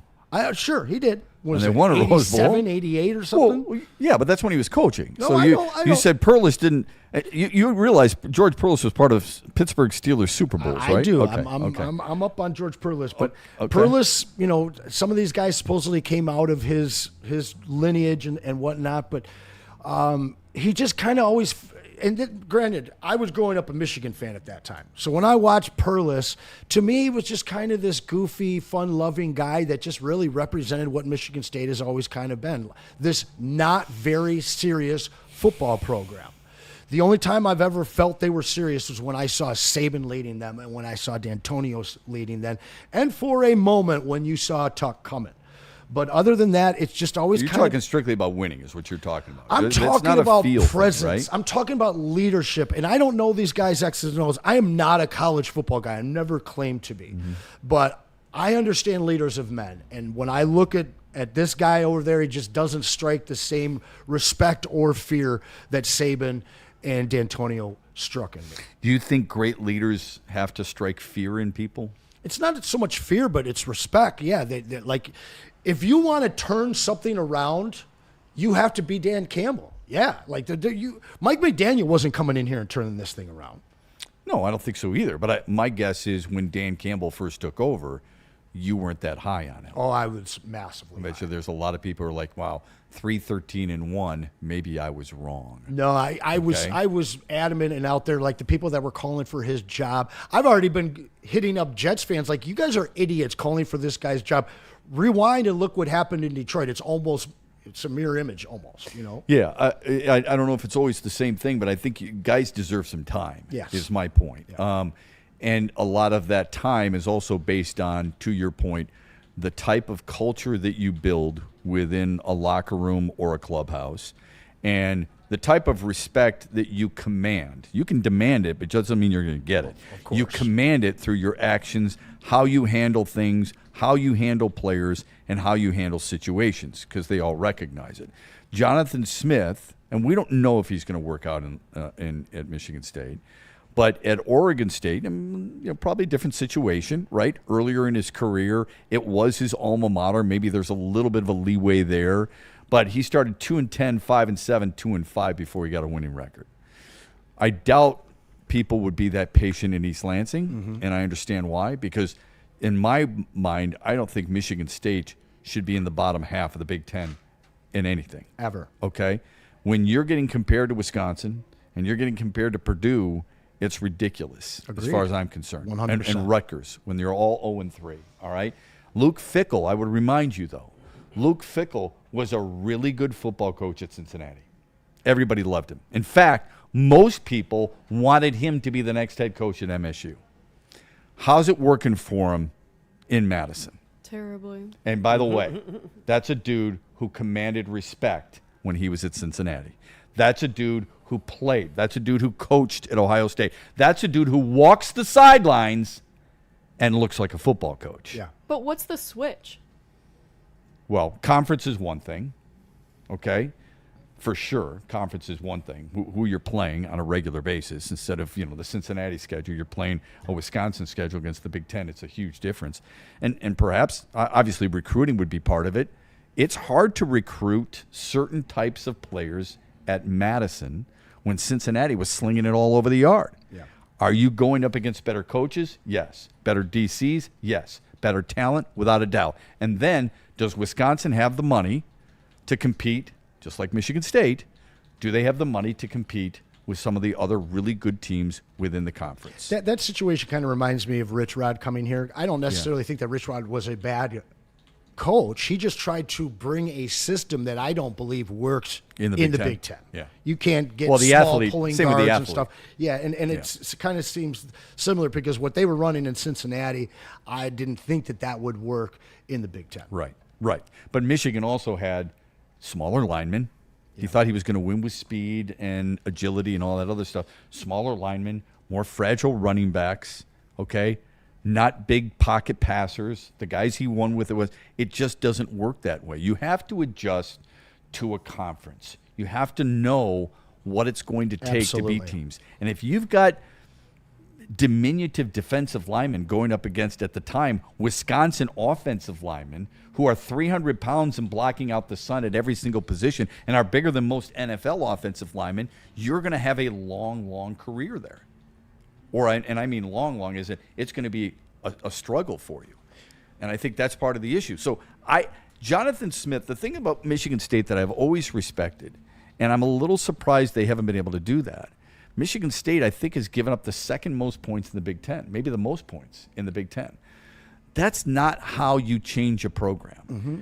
You can. It's hard to change, but you can change the program by winning the battles of the trenches. Mm-hmm. And Michigan, you can at least get closer. We got good wide receivers, though. And Michigan State always used to be able to do that. Michigan State used to be really, really good at winning the battle of the trenches. Shout out Dave Sakura. And they don't do that. And it's been proven right now. When I look at Jonathan Smith, similar to what Dan Campbell inherited, it was a mess, And when you look at the situation after Tuck leaves, it's an absolute mess, from administrative down to the players that you have on the field. So, and those who left, right? And I believe that he should be granted more time and more leniency the same way that we gave Dan. My thing is, if you hired me as AD at Michigan State right now, I'm going to go in there and be like, well, you got to let him finish this year and give him one more year so he can figure out what his guys are.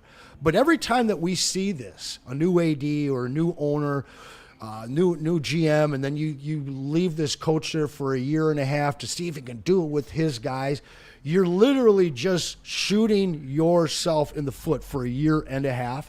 Go and get your guy that you feel right with. And as much as he might be good in a couple of years, I'd cut bait right now. Get that guy that I feel is going to command the respect in the locker room, but also nationally from people that are viewing our program at Michigan State, and you build from there. Because this guy might have had that record that you talk about at Washington State, but I don't really feel like Oregon State. I'm sorry. I don't really feel like the Pac-10 has translated well to moving over to the Big Ten for quite some time. Yeah, I understand where you're coming from with that. I wouldn't disagree with that. I strongly disagree with the AD having to go get his own guy every single time. Sometimes the best move made is keeping the guy, or recognizing keeping the guy who's in charge in the first place. David Brandon, Michigan, could have gone out and got his own guy instead of keeping John Beilein. Ward Manuel could have done the exact same thing. Why? Just because I got to have my guy in there? But I got to prove that was working, I'm the smartest guy? But Beilein was working. Yeah, but he was also there for longer than a year and a half. This guy's only been here a year and a half. Yeah. Just because Jay Batt comes from Georgia Tech, and who knows if he hires the right people down there, comes from Georgia Tech and inherits the coach.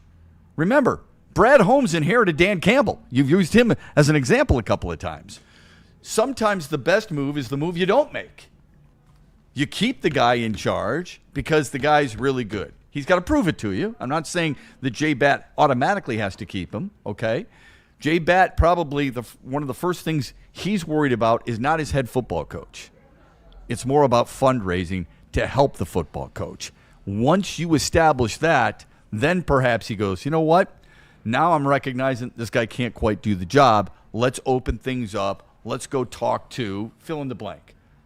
I like Jason Candle, Toledo. All right? I like Matt Campbell, Iowa State. 2 coaches who I think are really good and I think would be excellent fits if Jonathan Smith didn't work out. That's a big if.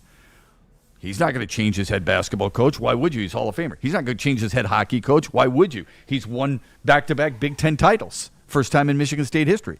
So you keep those guys in place because they're established. This guy's got a much heavier lift. You've admitted that. Much heavier lift. Why would you change him just for the sake of changing him? Because the possibility of not winning another game this season is high. You don't think they'll win another game this year? They're going to win in East Lansing against Michigan. Book it.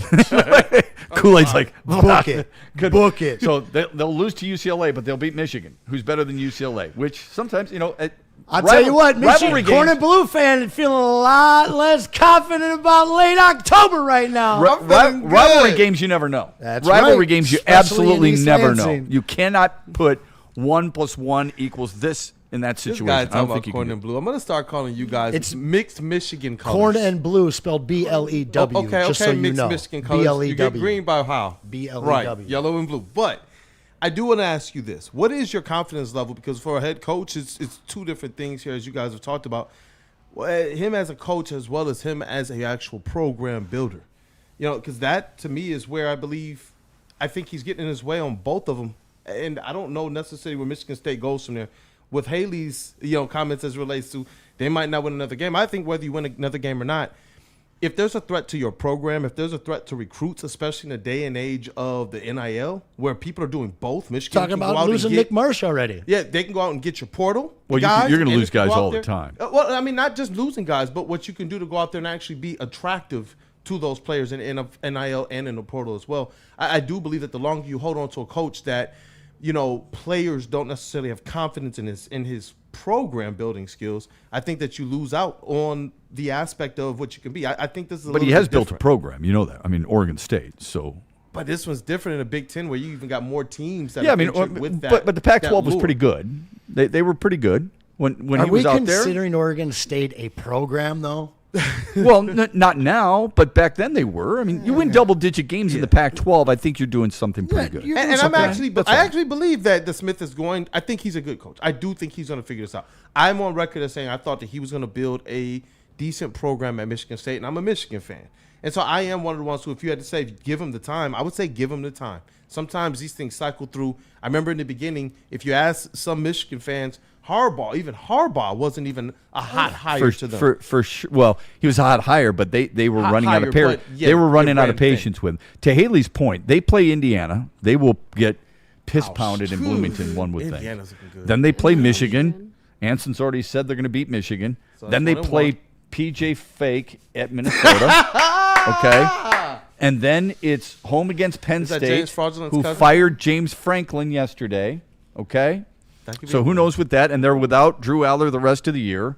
Then it's at Iowa, who just slapped Wisconsin up and down the yard. And then Maryland at Ford Field, which I hate. I think it's awful, but I understand why they do it. And Maryland's pretty good. Yeah. They're better than their record would indicate. Okay, they're pretty good. So Haley's she's got something here. He only needs to win one more game.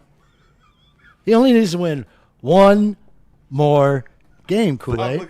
But see, now therein lies part of the problem for Michigan State fans. They think I'm looking at you. As long as you beat that one team, that not a whole lot else matters, and it's ridiculous. And then we just wait for March Madness. Yeah, and then that's why you're left behind on a regular basis when it comes to football. That's part of the issue. I thought this past weekend was a pretty bad indictment of what Michigan State.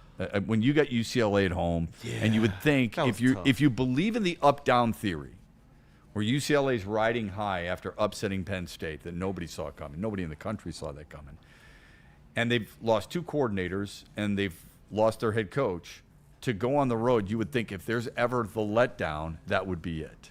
And they didn't. Corn and Blue's triggered in the chat. They're so mad I said Michigan State would beat them. That's what you got. That's what he wanted, and that's what he's getting. Look, right now. I know exactly who's going to say it every single time. I don't think out here reciting my primary colors. I don't think there's a show he's done where he hasn't tried to trigger Michigan fans in the just chat. Easily triggered. Unless they actually went there. I see you, Freddie Felt. Unless they actually went there. All right, when we come back, we will talk about that Lions game from last night against the Kansas City Chiefs. Anson and I are in lockstep here. We still believe the Lions are the best team in football. Agreed. What say you?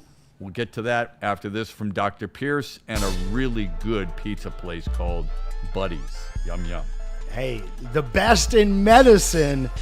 Athletes Unlimited. Looking for a way to support local athletes with physical disabilities? Athletes Unlimited, a Michigan-based nonprofit, has one simple mission in mind: breaking down barriers so everyone can experience the joy of sports. From sled hockey to wheelchair basketball and lots more. Join them and Dr. Jeff Pierce on November 6th for their annual Topgolf fundraiser. Enjoy 3 hours of golf, food, drinks, a raffle, and a live auction.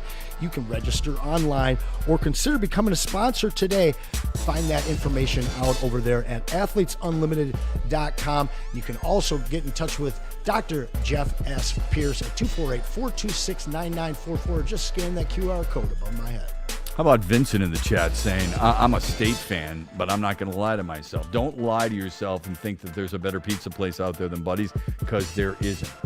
Buddy's Pizza, 22 locations throughout this great state of Michigan, and no pizza is better. If you want a Detroit-style original, there's no place better to get it than Buddy's, because they are the original. They have been doing it for 79 years and a dedicated community partner. Right now, you can save 10% off your Buddy's Pizza and your Buddy's order in general. 10% off the entire order using the promo code 10MEAL. That's 10 MEAL. Find the location nearest you. It won't be hard. You go to buddyspizza.com. Why do we fight? We fight to protect the innocent, to hold the powerful accountable, to bring the oppressors to justice. Why do we fight? We fight to secure and preserve our civil liberties, to get each and every one of our clients the justice they deserve, and to make the lives of real people just like you whole again. ThenFights.com. Big injuries, big news. Twice a week, Dr. Jeff Pierce from Michigan Sports and Spine joins Woodward Sports Network for the Injury Insider Report. Big D Energy Tuesdays at noon. Braylon Edwards and Shep Thursdays at 3:30. Get expert analysis and in-depth breakdowns on the latest sports injuries from the man trusted by top athletes in the community, like D-Mac. Whether it's the Lions, Pistons, Tigers, or Red Wings, Dr. Pierce talks us through it all. Don't miss the Injury Insider Report with Dr. Jeff Pierce, your go-to source for understanding the impact of injuries on the games and players we love. Only on Woodward Sports Network. Scan the QR code on the screen or go to MichiganSportsandSpine.com to see if Dr. Jeff Pierce can help you.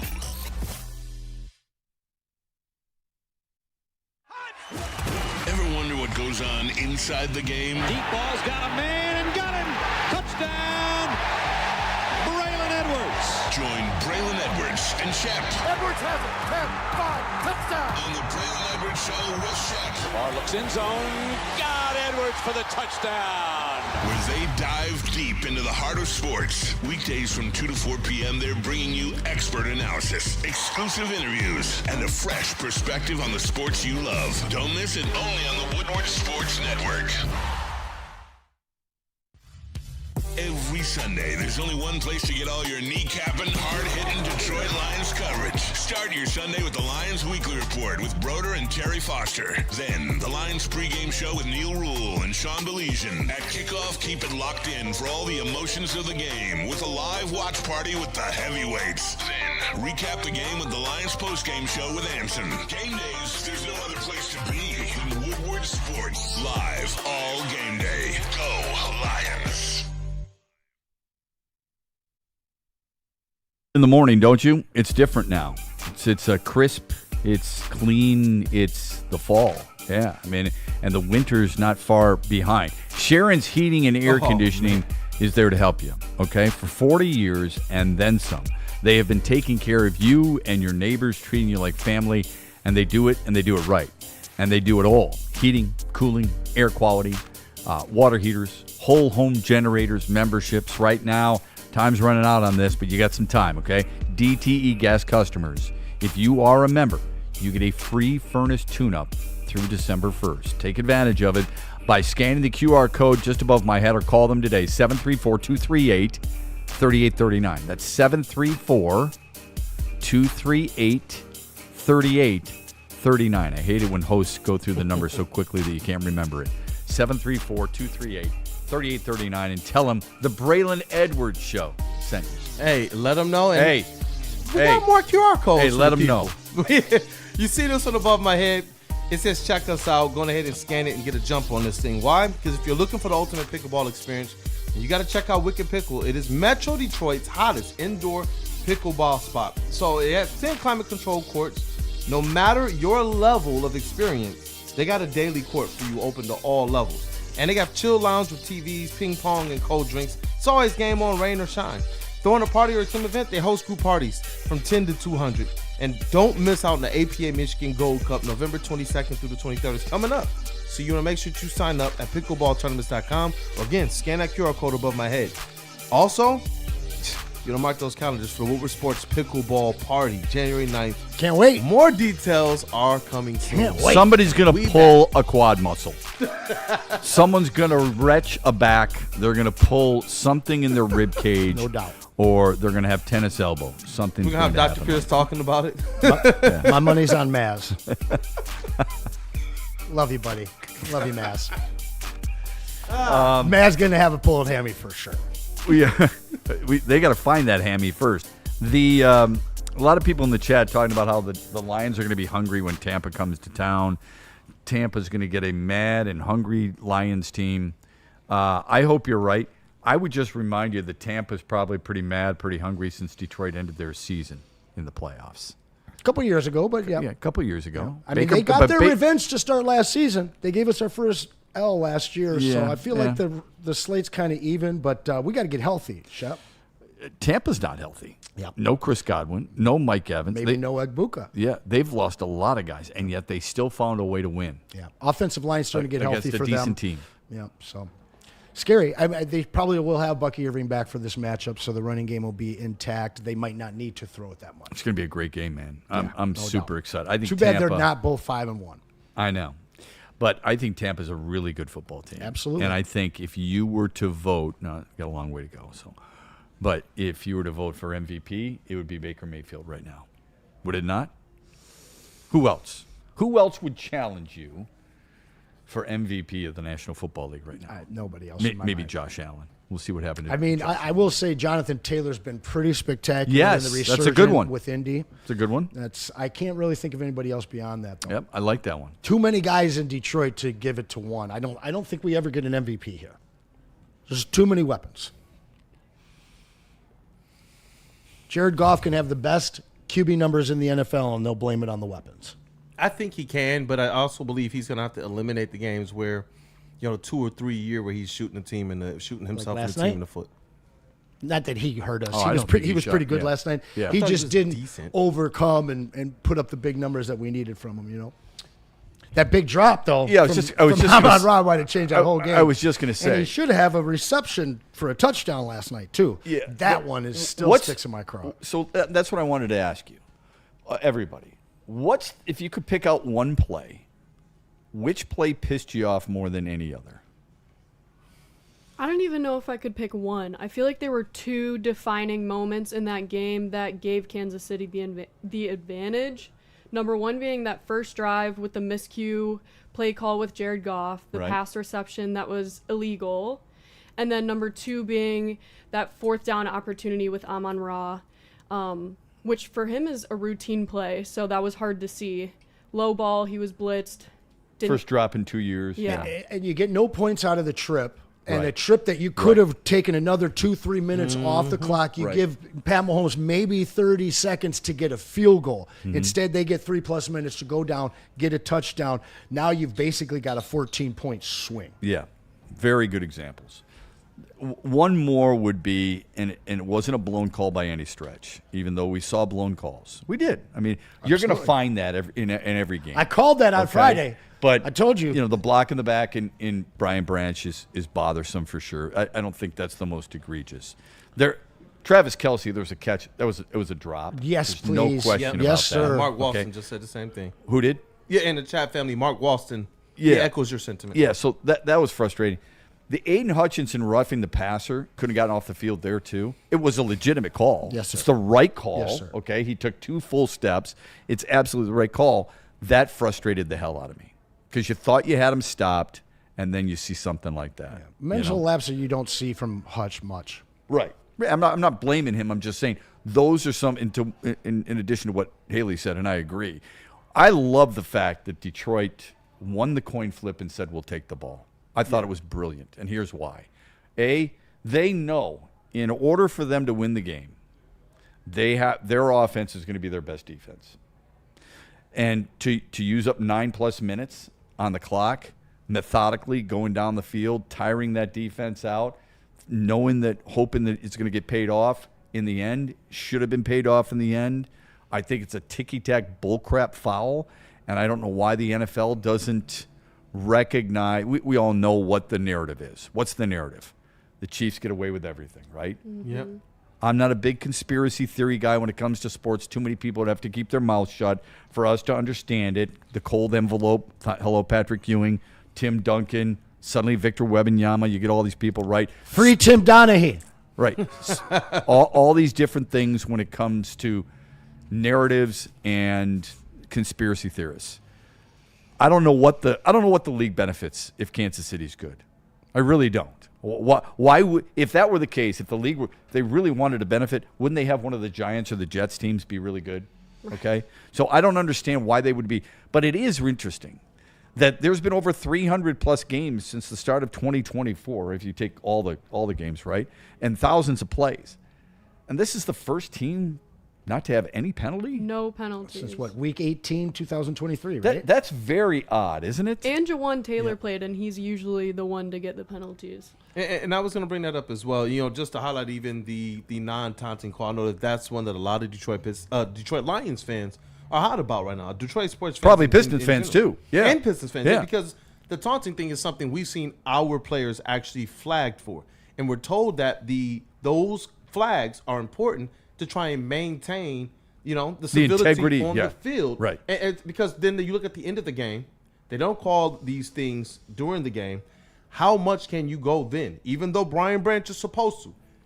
You tell us, though, that these rules are intrinsically linked to keeping down those types of scuffles. And so I do believe that missing those calls, especially the taunting one, more than can you be specific with the example? So in case people didn't, you're talking about the Patrick Mahomes and Juju Smith-Schuster? Yeah. Patrick Mahomes, he's running to the end zone for the touchdown, points at Brian Branch, kind of bumps him, throws the ball at him, looks at him again up and down, does a little whatever, and walks off. He does that a lot. But I first of all, I like Patrick Mahomes. I do. But I don't like that he's able to go up to a referee and say, by the way, you shouldn't throw a flag. And then the referee says there's no flag. Okay, so there's a little bit of that. But I think I think he's a hell of a player. Oh, yeah. I think he's a really good leader. And I know people don't like his Kermit the Frog voice, but I think he's a hell of a player. Jackson Dart does that, and everybody's like, "Oh, that's really cool." He's dancing and he's doing all this really Sanders cool does stuff. that. Shedeur and Sanders not so much. does that, yeah, in a preseason game, and everyone's like, "Oh man, that's great, man. He loves the sport," and so on and so forth. Patrick Mahomes does it, and because we're tired of Kansas City winning, guilty. We're tired of Taylor Swift in the box, major guilty. So tired. Oh my God, I'm so sick of it. And we're tired of Travis Kelce whining and throwing picks when he should be flagged for them. Correct? Okay. Correct. But we see it a lot. We see a lot of people do that type of celebration. Why don't we get as upset about that? It happens all the time, man. All the time. Cam Scatterbo can go in there and do a backflip. It's really impressive for a guy his size. Right. And I like the way he runs. No problem there. No problem. Patrick Mahomes does, hey, Shooter McGavin. People are pissed off. Why? I'm not pulling the race card right now, but it's a lot of that. to be quite honest with you. You think it's race? Absolutely. Absolutely. Shedeur gets blackballed from the league for doing the same stuff that Jackson Dart got celebrated on Thursday Night Football for doing. It's the same stuff. Well, yeah, but we see Amon-Ra St. Brown stand on his head. We see Jamison Williams do all kinds of celebrations. Yeah, and they're black, and that's not a problem. J-Mo's a problem for a lot of people. No, J-Mo's a problem when he has his brother's gun under his seat. Yeah, of course. Okay, that's completely different. We're talking about on-field celebration here. It's okay for some people to just have their guns, though. It was a difference for him, and they jumped the gun on that J-Mo thing. And No pun intended, but pun should be intended. I agree with you. I'm just telling you, I don't see the race thing. I think it's more the Kansas City thing. Real quick here, I mean, Tyreek Hill. Look at the celebrations he puts on. Oh yeah. Okay. Yeah. I mean, I don't have a problem with the celebration, but if your celebration is going to include me, the opposing player, that's where it does cross the line. Bingo. Well, and that's the difference. Yeah. Everybody else's is solitary. You're 100% right, Kool-Aid. He brought a lion into That's it. a different thing, too. That's the difference. Yeah. But I remind you, Baker Mayfield's done that too. Okay? Baker Mayfield's done the same Moxie, stuff. yeah. Right? Am I wrong? He's done the same stuff. But he has 100%. Moxie. Oh, boy. oh, boy. Oh, snap. Hold on, what? We just had bless him. something amazing. God almighty. Unbelievable. I'm going to be here until 5 o'clock tonight. God, come on over here. Hey, shout out Come to on over Brendan. here real I'm quick. glad every time Come Brendan is on over here. camera. The camera's on this. And Black I know Rock. I know this isn't exactly why you did it, but we want to thank you because Braylon Edwards, it's really Braylon's beef, right? It's Braylon's beef. So who are you? New York Strip. My name is Jerry Bradley. All right, Jerry, great to have you. Yeah. Show people what we have and what Haley's going to eat as soon as we go to break. Duh. All right. Well, I'm going to start with the appetizers. We have volcano shrimp, which is a little bit spicy. It's obviously a lightly battered shrimp. Mm-hmm. Then we have chopstick chicken, which is the same thing, only it's got a little bit more of a spice to it. For the entree, the main, we have steak and lobster. We did go with the strip instead of the sirloin that we have on special, but New York strip is Braylon's favorite. We figured we'd throw the strip. Then we have our lobster. Normally, also, we would throw it on a rock like this, the stone cook. Right. That's what we're famous for. So we just obviously couldn't do that Okay, here. and then the mac. And then the macaroni and cheese. Yeah. Oh, thanks. So when you throw it on the rock, how hot does the rock get? 755. 755. Is that the ideal temperature you want your steaks cooked at? Ideally, you want it that hot because you want to sear all that juice immediately into the steak. Like the hotter you cook that steak, the more likely that juice, that flavor is going to just stay inside. I've heard you have to let steaks settle for a little bit. Okay, Absolutely. how long? Only a couple minutes. Just a couple minutes. So what happens if you don't? Is when you go to cut it, all that juice will fall out of the steak, and you don't get that flavor. Gotcha. Yeah. Throwing away the flavor. Yeah, I got you. We're going to turn that on real quick. So is this the most? It's on now. When we look at Black Rock, is this the most popular order? It wasn't on Kool-Aid. I just turned it on. Yeah, it's on now. Is this the most popular dish that you guys are selling, the steak and lobster? Because it's Steak an and lobster is the unbelievable most deal popular, for $20. Yes, right now it's fine. How do you do that? How do you do that when that's really more like it's probably like a $75 meal? It's value. It's a value driver. You just want something that just fills everybody up and makes them happy to come out again. You know? It's a great experience. It's a great experience. Yeah, Braylon talks a lot about how he took his grandmother there for her birthday and had an unbelievable time there, and the food was fantastic. You don't get that experience, Yeah. I think that's what it's come down to in customer service. Correct me if I'm wrong here. But people will go back and do it again if they're getting treated properly. They'll spend the money, too. You're 100% correct. Yeah. But that's what it's all about now. Everybody, I would tell you since 2020. 2020, before that, everybody was, everybody just went out. Yeah. Now, it's if you don't hit the experience. Yeah. Most people are just, I'm going to hang out at home, or I'm going to get some takeaway. Yeah, a takeaway. That's what it comes down Right. to. Well, that's why Black Rock is so successful. Congratulations, man, and thanks a lot. It's great to have you. You come in anytime. Hey, thank you. Yeah, and you don't have to bring the food either. You come in anytime, and we just enjoy having you. It's great to learn from people like that. Cartier in the chat is saying, "Yo, let me get a steak on the stone." Man, a steak on the stone. I like that. Steak on the stone. 755 degrees. What do you put your grill at when you're grilling at home? 400. That's what I do. 400. Yeah, that's like 400. 400 is good. It's a good average for everybody. 400 is a good average. You do not put the meat on the grill until it's at least 400 degrees. 100%. No matter the meat. Right? Always get your bowl, your pan, anything hot before you start cooking. And steak should be, it really should be medium at the most, right? The most it should be medium. Yes, you want red in the center. Absolutely. There's absolutely. Like the juice thing, all of that, you get rid of all of the it. juice, yeah. And this hot shrimp is off the charts, just so people know. As an appetizer, you could really have it as a meal. It's that good. So it's great stuff. Thank you very much. Thank you so much. Appreciate you swinging by. It's Shout out fantastic. to Black Rock. Black They Shout out definitely Black get a shout Rock. out. Oh, Unreal. good stuff, man. Think about that. You want value in life, right? $19.99 for a steak and lobster. What more do you need? You don't need that much. It's like 1990 pricing. I know. It's beautiful stuff. Unreal. All right, we want to get to more in the chat for sure. I know you're hungry. You should be hungry after looking at this. This is such beautiful stuff right here. You can see it. If I tilt it just a little bit more, you got the steak, the lobster, you got the shrimp, some chicken, and macaroni and cheese. And then, of course, the steak on a rock. Let me get one of these. I'll get a camera close up on some of this Yeah, food, that'll too, be man. me. They got to All right. get this stuff. When we come back, by the way, we will get to the mailbag, and we want to get to the super chats. You deserve to be heard. There it is, right there. So good. Look at that. Oh, goodness. I know. I'm just smiling You know ear what? to ear right now. Can I just say one thing? I apologize. Ooh, look at 'Cause that. I think Shep. there's a lot of people who are really, really hungry on that. And you have every right to be hungry. I don't blame you one bit. that other man. And right now you're shaking your head. You say, how do Shep and Anson deserve that? Well, it's really for Haley. It's not for us. I want to bite right now. So when we come Fighting back, the urge myself. When we come back, we're going to give you all the chats that deserves to be mentioned, and of course the mailbag. That's coming up next on the Braylon Edwards Show You know here what? on Woodward Sports. You know what? Let's just tell them about Black Rock, how they can go ahead and get that $19.99 deal on the back wall, Mr. Anson. Hey, man, if you are trying to add sizzle to your dinner plans, you got to head to Black Rock Bar and Grill, home of the steak on the stone. Try the steak and lobster, as Shep told you, for just $19.99. That is for a limited time, so get in there. Or you can come in and get some of Braylon's beef. 20-ounce hand-cut New York strip steak. Feast like a beast. You see it right there in the middle. Also, try that $14.99 fish and chips every day, all day.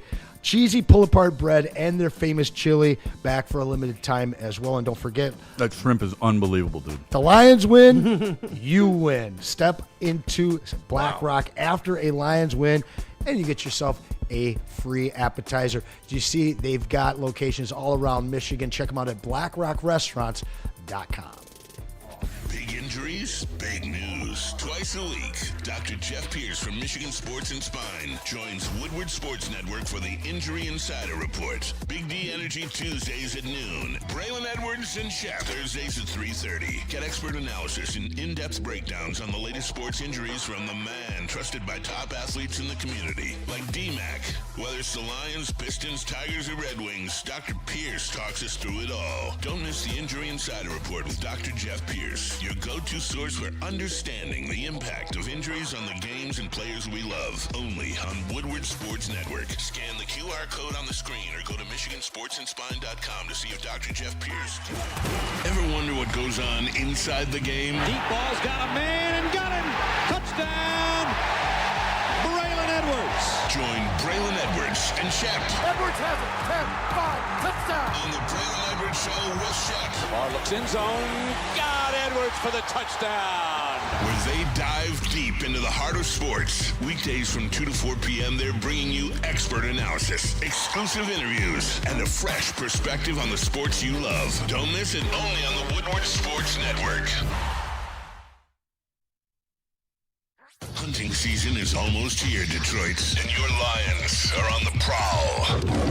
Make sure you're locked into Woodward Sports for all the Dan Campbell reactions, Jared Goff touchdowns, Amon-Ra first downs, Penny pancakes, Kirby picks, Gibbs big plays, and of course, Jack Fox's leg. Stay locked in on all your Lions coverage right here on Detroit's #1 sports network, Woodward Sports.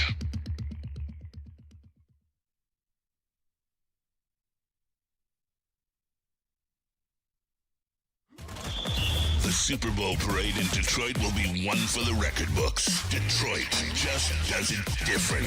Woodward Sports, your official Super Bowl or bust Lions network. Head to Woodward WoodwardSports.com and click on Shop. Get the latest in Detroit sports apparel and exclusive Woodward Sports gear. WoodwardSports.com can get the whole team outfitted. Love the Pistons, Red Wings, and Tigers? We got something for you, too. Shop online at WoodwardSports.com. You guys, after I demolish this beautiful Black Rock meal, I'm going to be in a food coma, and I'm going to need to up my relaxation game. Check out Massage Chair House in Bloomfield Hills, Michigan, the largest massage chair showroom in the Midwest, with top brands for massage chairs like Infinity and Osaki. Located near the corner of Woodward and Long Lake Road, experience luxury comfort with Dr. Eric Duncan, the Wellness Doc. Creator of the top YouTube massage chair review channel. Book a visit at www.massagechairhouse.com or scan the QR code right above me. Massage Chair House, your ticket to ultimate recovery and relaxation. I challenge anybody to try and figure out which is the best on this Black Rock plate. It's all so good. Shrimp is unbelievable. Chicken's fantastic. Steak is out of this world. Lobster is to die for. Mac and cheese, you could just shrink yourself and dive into it and live there. It's so flipping good. Just like you'll look flipping good if you come to Lady Jean's Haircuts for Men. Really simple process. Show up, sign up, and you're sitting down getting the best haircut you could ever expect. They take care of you. They treat you right. They appreciate how valuable your time is. It is a very clean place. I see people sweeping constantly to make sure it's spotless in here, and it is. It's Lady Jean's. It's wicked awesome. Hey, and we back. 10 minutes. 10 minutes. You say we back? 10 minutes. Can't wait to get to this wicked awesome plate of Black Rock food. I'm looking at the clock. 2 cannot come quick enough. 9 minutes. Count it down, Kool-Aid. All right. Black Rock. Let's get to the mail of that, shall we? Hey, we shall. You know what? Jordan from MI literally just sent this one in. Do we think there's any chance that Tarek Skubal resigns with the Tigers? I believe that there's a chance. People aren't feeling confident. What would the percentage be? Under 50%. That's a good one. Ooh. Well, yeah. Yeah. You think it could be? So you think it could be as high as 49%? No, I think it could be as high as 30 to 35. Yeah. I think things have to. I think it's lower than that. Ooh. Yeah, it probably is. I mean, it seems like they've already kind of lowballed him. He's probably feeling like they're not going to get him the bats in order for him to win a championship the way that if he were to end up a Dodger, you know that they're going to protect him all over that lineup. He's probably pretty frustrated. So it's going to take a hell of a lot of money and maybe some signings. But I don't know if maybe they trade him before they even get to that negotiating point. Yeah. Do you think the money's the most important thing to him? No, because he's going to get paid regardless, I think. I don't know whether the Tigers are actually... It's got to be pretty close. Yeah, I would imagine it's pretty darn close. You're talking about, what, $400 million versus $440 or whatever you have. You're already paid. You're already into the 9 figures. But, you know, when you're a guy like he is, and he's been as good and 2-time Cy Young, I believe he will be now after this year. Yeah. He should have an extra 6 wins per season, and he should be further into the playoffs. And judging from what they did or lack of what they did, especially offensively at the trade deadline, it's got to give you a lot of cause for concern. Do I want to give my next decade of my prime to a team that may not be willing to spend the money and make the moves that I need to be the Hall of Famer and multi-world champion that I want to be? Caught me in the middle of a bite. Mac and cheese from Black Rock. Here's what I do. Promo. I look at Scott Boras's clients. What do they usually do? They hit home runs in the financial aspect of things. Get paid. Juan Soto didn't take less money. Blake Snell didn't take less money. Bryce Harper didn't take less money. Alex Bregman, to a certain extent, didn't take less money. Garrett Cole did not take less money. Corey Seager did not take less money. Nope. These are the names that Pete Alonso, Jose Altuve. These are the names that Tarek Skubal will be associated with. I'm not saying he wouldn't take a little less for the Tigers, but how do you make the pitch to him that this team is serious about winning by only telling them we're going to promote 2 guys from AA? You know, every name that you have there, I think, aside from maybe one, has one thing in common. They're not with the team they started out with. Right. Altuve, the only one? The only one. I mean, Cody Bellinger is one of his clients. Who's the other one I was thinking of? Max Scherzer is one of his clients. Xander Bogaerts. Yeah. Xander Bogaerts got a massive deal in San Diego, right? I mean, Brandon Nimmo is one of his clients who did stay with the Mets. And he's originally there. And I can't remember all but of there's them. not many. J.D. Martinez was one of his guys. All I'm telling you is that usually he finds that high price tag and he sends his guys there. Yep. Whether they're the team that drafted you or not, he sends them there. An agent's not his job isn't to keep you where you got drafted. No. It's to get you paid. Period. Exactly. And the interesting thing I think that any fan base has, including us here in Detroit, I'm guilty of it too. You would think, well, we have a great place here. There's good people. It's a fair media market. It sure isn't Sharks. People aren't out there asking really hard questions, okay? It's a great place to live. We think it's a really good baseball town, do we not? Okay. And yet, we see other sports and we'll say, oh, he wants to come home. Well, if that's the case, maybe Tarek Skubal's going to Seattle. Or grew up in Arizona, right? Went to college in Seattle, but grew up in Arizona. Maybe he goes to the Diamondbacks. Sometimes there are really hard things to admit, like Baltimore getting rid of Corbin Burns. Yeah. Or not getting rid of him, choosing not to sign him. That's a hard thing for us to fathom. I don't even think it's as much about that. It's what are they going to do about it? That's what I want to know. At what point, everybody's got a feel for the room, right? Okay, the joke didn't go over big, move on. What's the feel from Scott Harris and A.J. Hinch on Tarek Skubal? When will they have that feel? When will they, get that feel of the room from him? And what do they do about it? Well, I think that feel has to come before spring training, and you have to boldly move him if you're not signing him. And it'd be lovely to have him for one more run. I'm not trying to trade him for a bunch of minor leaguers. I want an SP2 and a bat, and then maybe some minor leaguers you as better well. get more than that, my friend. Well, I just don't know if you're going to. You better get more than that. He's the best pitcher on the planet. But there's going to be minor leaguers in there as well. But we don't need a bunch of minor leaguers for Tarek Skubal. We need guys that can step into the lineup that day that trade is culminated, period. 100%. And then some. Yeah. If you're the team trading with them, then you're going, well, what's your leverage? Yeah. Well, right? and that team that's trading. And that's the hard part. Yeah. And maybe that's why you're saying it is before spring training. They're in a tough spot. They really are. Because if they can't afford him, there's only a select number of teams who can. And those are the guys you're going to have to deal with, right? And are they willing to surrender? Like, let's just say the Cubs could do it. Well, Kyle Tucker is going to be a free agent. Oh, please. Kyle Tucker is a really good player. But, you would want P. Crow Armstrong to start, right? Are they really going to surrender a centerpiece to their future? It's a tough spot to be in. It's an even more difficult and challenging spot if they can afford him. Almost as challenging as sitting in front of this BlackRock for the last 10 minutes and not touching 3 minutes. That's your fault, not minutes, mine. I did touch it. All right, more from the chat. Burn with a $5 super chat. Well, Michael Wary, actually, $2 super chat, just to tack on to the tail end of the Tigers, says, are there any arms in the minors that we could add? Not so much. Yeah. No. Burn with a $5 super chat. He says, I'm so sorry, Brad. That's Brad Holmes. He says, you knew more than us in regards to Big Z.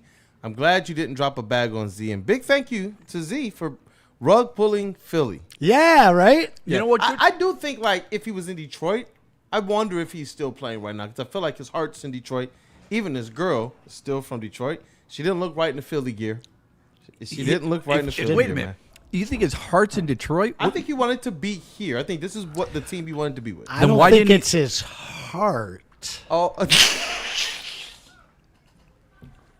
I I don't know where you get that, but I don't know where you get that. Something on his body. Maybe it could have been just who's going to give me that last check, but I do believe Super Bowl. Well, the wait, fans Philly's paid resonated behind him. But Philly's paying him what, $9 million with so he got What, about $3 million a game.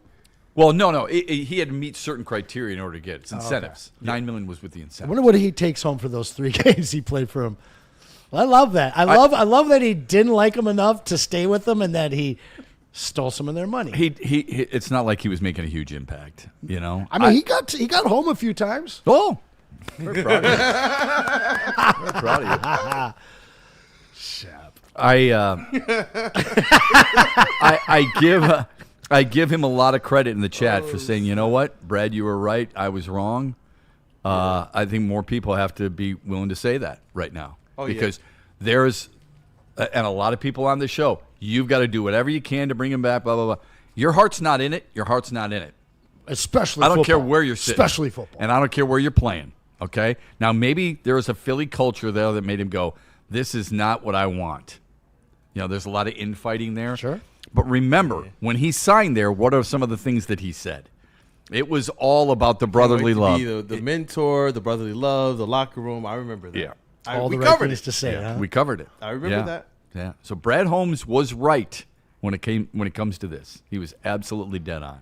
He keeps being dead on right with this. He's seems like it. I'm 0 of 10 versus Brad. So, Holmes. but Thank Lion fans my are team. still going to ask for us to sign him all year now. But that's the problem. Yeah, that's he's a good point. available. Yeah. Go get him, Danny Brad. Go convince him. Yeah, you're probably right. No But how doubt. many years though in a row? How long have we waited for all of us to just the fans and the media to be wrong, to be more wrong than our GMs? For years, it felt like our fans against the Lions GMs and front offices could make some compelling cases. But we were this always is right. one- Yeah. That's what I'm saying. For But this about 3-4 one, When you decades. take a Brad Kikalama he's Francis, crushing us. moron, yeah. When you take guys like that, we were right. Yep. Sorry. we finally got a reversal now. This guy's smarter than us. That. Even though we always like to think we're the smart people in the room, he's the bright one And then in the some. room. And then some. Our thanks to BlackRock for this Big time. phenomenal meal and a little education, too, on how to cook things and some of the stuff that you really look for.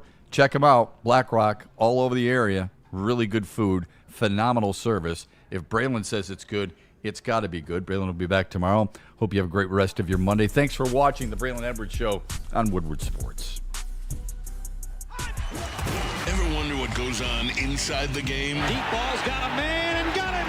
Touchdown, Braylon Edwards. Join Braylon Edwards and Shep Edwards has it. 10-5. Touchdown. on the Braylon Edwards Show with Shep, Bar looks in zone. Got Edwards for the touchdown. where they dive deep into the heart of sports. Weekdays from 2 to 4 p.m., they're bringing you expert analysis, exclusive interviews, and a fresh perspective on the sports you love. Don't miss it, only on the Woodward Sports Network.